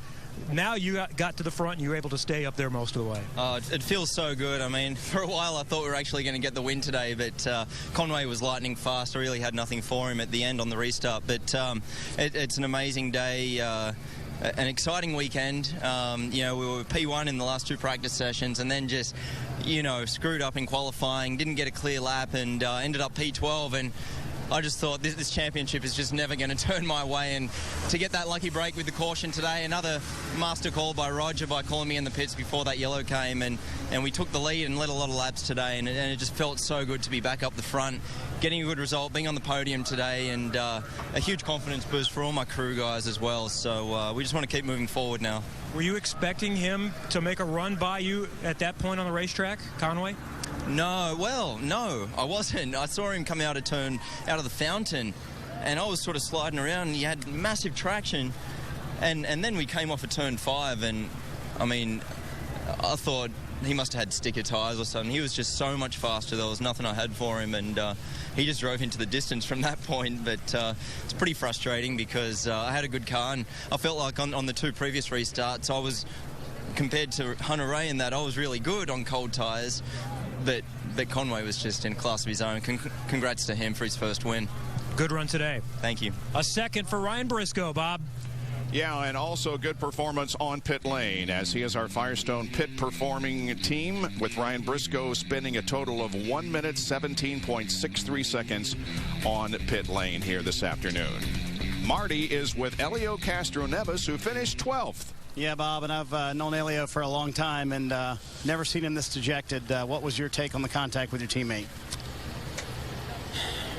Well, first of all, AAA did a hell of a job. We didn't have a car to be right up there, and we actually were running on top 4, which was great. So my goal was just basically not making mistakes and finish, and obviously that was a huge mistake. Really don't understand. Still, for me, very difficult to timing the double file restarts, and certainly I wasn't even trying to pass Will. I really apologize for the team. Certainly taking him out, it was not a smart thing. So I feel terrible. Certainly, we got to move on. We got to turn the page. I'm certainly going to talk to him, and because it was not on purpose, and I would never. My long time with the team, I never took any teammates out, and this was a very tough one. But again, good for Ryan. He deserved a good second place. Should deserve the win. And but our car, AAA, again, did a hell of a job. Hopefully for next race we overcome these problems. This one's really hitting you hard, isn't it? Yeah, I mean, this is my team. We're teammates. I obviously want to finish in front of everyone. My point is, we don't take each other out. That's the first. That's an acceptable thing. I taking all the blame. There is nothing that I can say about. But I'm really upset. I'm sorry. Justin. You'll chat with them before you leave, right? Yeah. All right, Elio Castroneves obviously very upset. Finished 12th today, but not a very happy 12th place finish, Bob. Yep, Elio is certainly not very happy, but Mike Conway is. When Mario Andretti won the first Toyota Grand Prix of Long Beach IndyCar race April 1st of 1984, Mike Conway, our winner today, was just over 8 months old.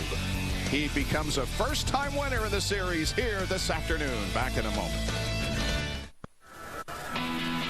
Mike Conway wins this year's Toyota Grand Prix of Long Beach. And Mike mentioned how he had problems on pit lane. He was actually 22nd in the lineup after lap 30 when he had the mistake in the pits. But these are members of his crew that resulted in his winning here this afternoon, becoming a first-time winner in the IZOD IndyCar Series. And Lindy Thaxton is with Ryan Hunter-Reay. And Ryan, things looked so promising, and then all of a sudden you slow down. What do you know now happened? I'm still trying to process this. I can't even believe it. The car was so good, and with Briscoe there, we were saving fuel behind him the last couple starts before that, and then the guys told me I can just go loose on him, and we were getting ready to go, and kept Dario behind me and setting up Briscoe, and then the gear selector, the actuator, just broke, I guess. It wouldn't come out of first gear. It went from fourth to first and just stayed there with what was it, probably 10 laps to go. I couldn't even, I still can't believe it. They had the car to win, I think, and just bummed for these guys. The luck's been so bad this year, but what are you going to do? It's racing. A tough day for you, but what about your teammate Mike Conway? Yeah, no, I'm very happy for him. I feel like it was my race, though.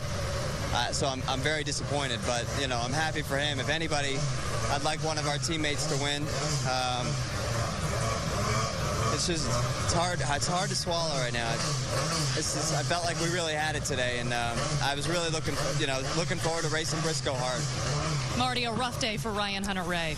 Yeah, and a rough day for Mr. Penske, although his car finished second, so that's the good part. But you've been through this before, Roger. How do you handle it when a teammate takes another teammate out? Well, first let me congratulate Michael Andretti and Conway for a great run. I mean, they really had it there at the end. It was time to go. We were obviously happy with Briscoe's run, but, I looked at it on the monitor, and obviously Elio didn't run into the back of his teammate. Whether it was slippery down there, what happened, I don't know, but at the end of the day, it's too bad that it happened. We got a long way to go.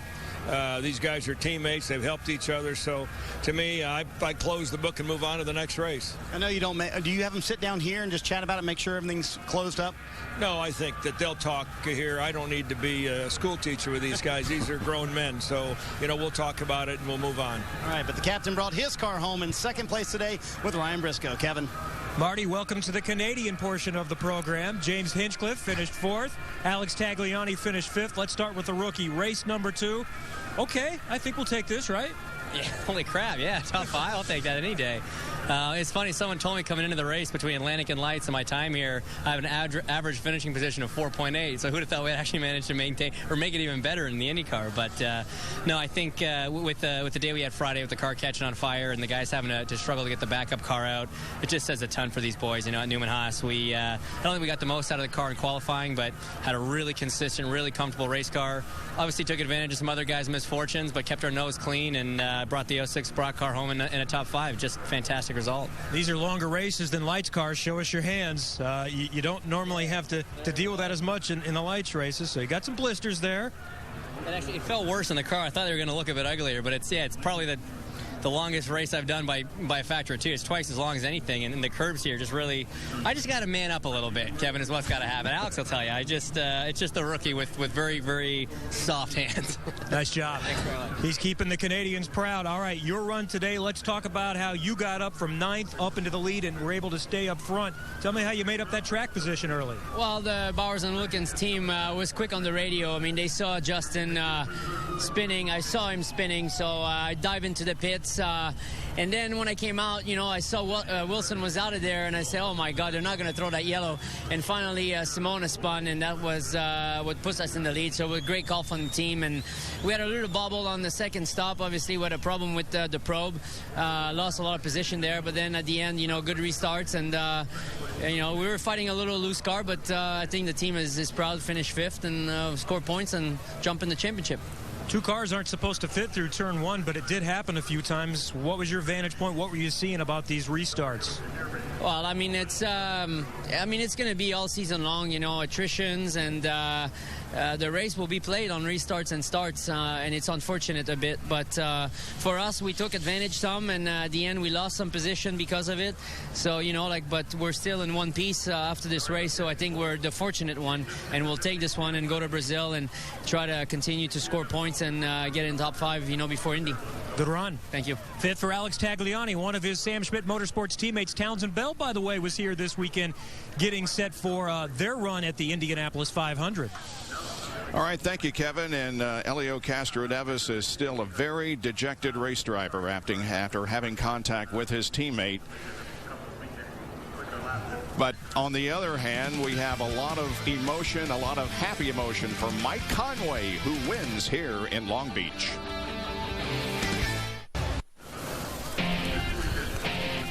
The points lead changes again after the third of 18 races in the 2011 Eyes on IndyCar Series campaign. Dario back on top. Look at Mike Conway. He won the race and moved up 18 positions in the point standings to 5th.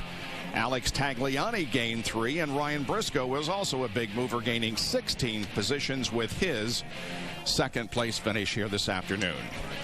Well, let's take a look at the final rundown. There are 5 different teams in the top 5 here this afternoon, with Mike Conway, of course, the winner of the race. And Mike Conway was brought to the series by Mark Blundell, who's his manager. He won 3 kart races, did Blundell, but never Long Beach. So the protege has pulled it off.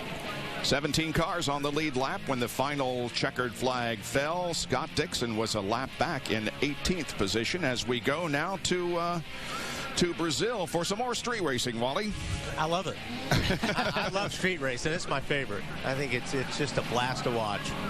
It's a blast to do, too. Yeah, it sure is. And there you see that there were 5 cars out of the race when things were over, including Ryan Hutter-Ray, who had such an incredible run until he had the problem with the car. Charlie Kimball out in an incident. E.J. Viso also, and Marco Andretti and Sebastian Bourdais ran into each other in the pit area. So we move on now to our next race as the ceremonies in Victory Lane continue here at Long Beach. And I got to admit that if I were to pick a winner before this race, it wouldn't have been Mike Conway. And I just think that's great to have a first-time winner. I would pick him. Yeah, thanks a lot, Wally. There were a lot of surprises, one of which, on this particular circuit, they have to figure out a way to clean up those double foul restarts to get everyone together. But they didn't disappoint. Mike Conway, your winner here in Long Beach. Well, coming up next, Lord Stanley Summer. Be sure to join us in 2 weeks, Sunday, May 1st, for the Sao Paulo Indy 300 at noon Eastern. Eyes On, the official apparel of the Eyes On IndyCar Series, available at Macy's. For more information on the Eyes On IndyCar Series, log on to Versys.com. Once again, congratulations to our winner here this afternoon, Mike Conway. For Wally Dallenbach, Jan Beekes, Marty Snyder, Kevin Lee, Lindy Thaxton, and Robin Miller, I'm Bob Jenkins. See you in 2 weeks.